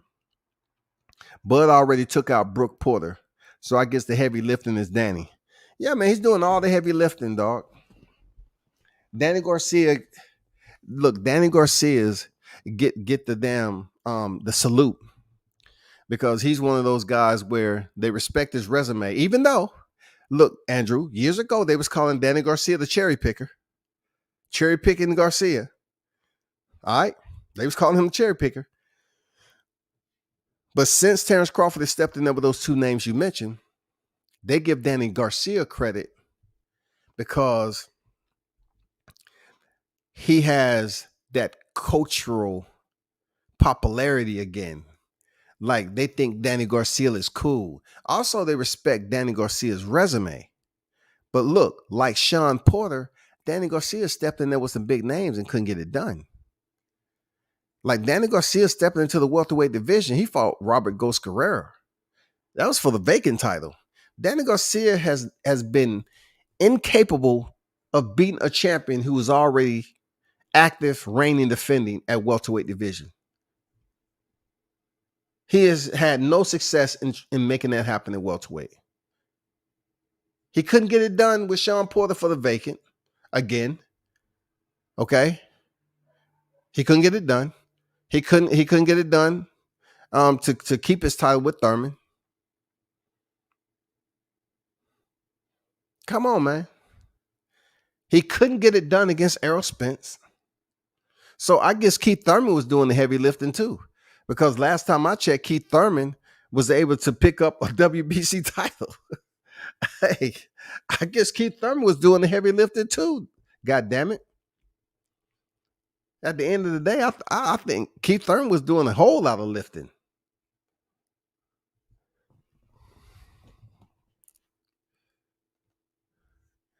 But man, it's been a pleasure, man. We're going on 4. We're going on that quattro. Now they bringing Boots in the picture, saying Boots will beat Crawford. Yeah, they just hating, bro. I'm gonna be honest with you. They just hating. They want Boots Ennis to be the cleanup man. They want to use him. They want to act like they care about him, but they truly don't. They primary focus is Errol Spence, but then now they want to bring in a good dude like Boots Ennis, and Boots Ennis already hooked up to everything. He ain't stupid, but I'm just saying the way they're abusing him in the YTC community, they're pretty much trying to act like they fuck with Boots Ennis, but yet they truly fuck with Errol Spence. It'll be difficult for these true hardcore Spence fans to start supporting Boots. Nobody wants to hear, oh, you know what, man, I support both of them, dog. But I want both of them to kick Crawford's ass, though. Both of them, yeah. And hopefully Boots do it first so Boots can fight Errol. That'll be a good fight. What they really want to say is, man, Boots, go ahead and do Spence dirty work, man. You ain't really earned your badges on welterweight yet. Go over there, get that title. Just like Errol Spence was telling everybody, pick up a belt. You know what I'm saying? Pick up a strap. And you get the strap. And then Errol Spence is going to try to goddamn go up here and think you easy. Think you food. And that's when Boot's going to say, nah, you got the wrong line today. You need to take your ass up. After this ass beating I'm about to give you, need to go ahead and move up to 54. I don't see Boots taking a dive like Woodley. I don't think he has a Woodley syndrome. I think if he ever get the opportunity, he's going to seize that shit. I can see Boots being a champion at 47 and not staying there that long and then moving up to 54. So that's going to be very, very interesting, man, to see the growth. Seriously, that's going to be very, very interesting, man, to see how this shit happens. Spence fans will say any and everything but let's fight. Man, you ain't never lied. Destiny, goddamn. They'll say anything and everything besides let's fight. That's what I'm saying, man. They got the butts in the seats, 60-40, box wreck. Who has he fought? You know what I'm saying? Heavy lifting now. Now it's heavy fucking lifting, dog. I'm going to have to do another thumbnail and put heavy lifting up there. I'm just like, it's not something that's affecting me as far as my physical health. But when I say I'm exhausted from just hearing this means what I choose to give my energy to. Like, this shit is came to life. And since it has life, I'm not understanding why it has life. Because you're talking about dead subjects, dead topics. How can this shit has life when you're talking about dead topics? This topic is dead. 60-40 is dead because the fight's nowhere close to being happening. It's dead. Heavy lifting, dead. Resume, dead. Talking about the motherfucking belts, dead. Canelo just had all the belts before he went in there and fought Caleb. And what Caleb get? Caleb got the biggest payday of his fucking career. Nobody wasn't talking about butts in the seats. Caleb, butts in the seats. Okay? Forrest Gump say butts in the seats. Man, come on already, man. They weren't talking this shit with Canelo. So why are they talking the same bullshit? At least Canelo got the shit done. You know what I'm saying? At least Josh Taylor got this shit done. At least T.O. got the shit done. Now we're trying to see if Jamel can get it done.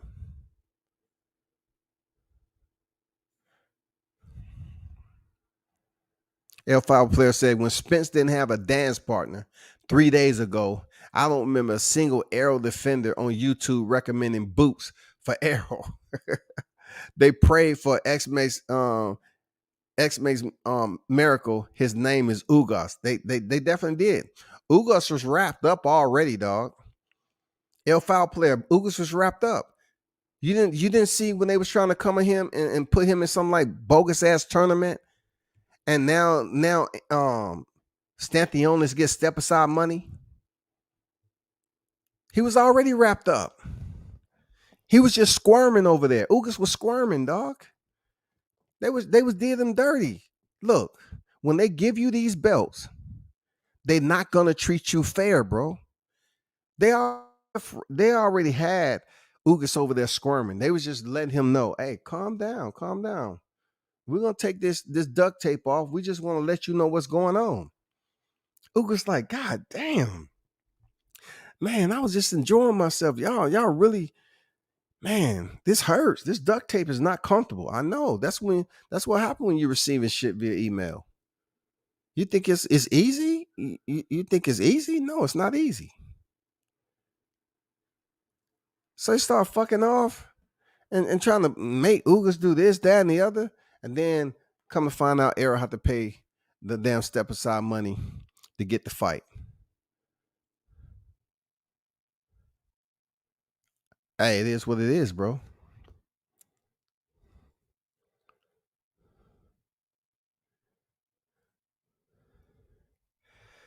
You don't know about business, bro.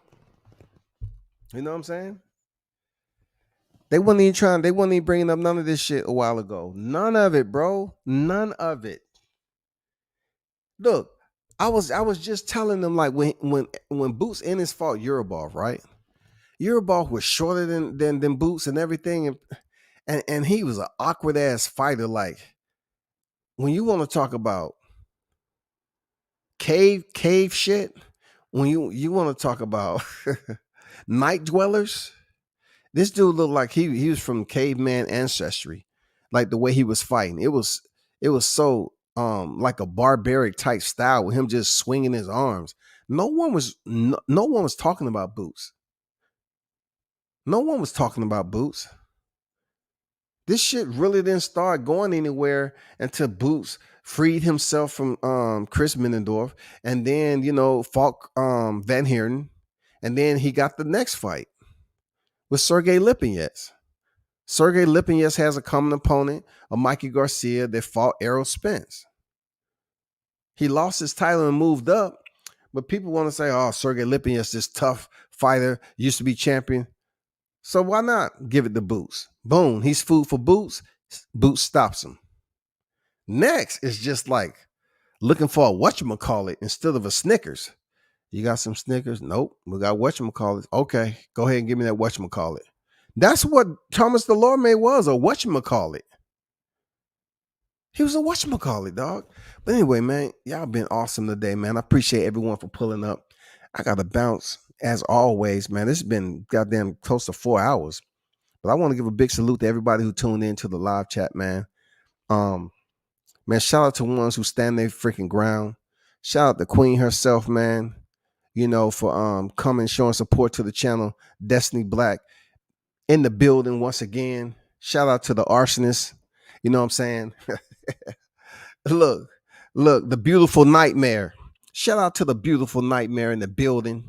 Shout out to all the other supporters that tuned in and dropped your comments and gave your opinion.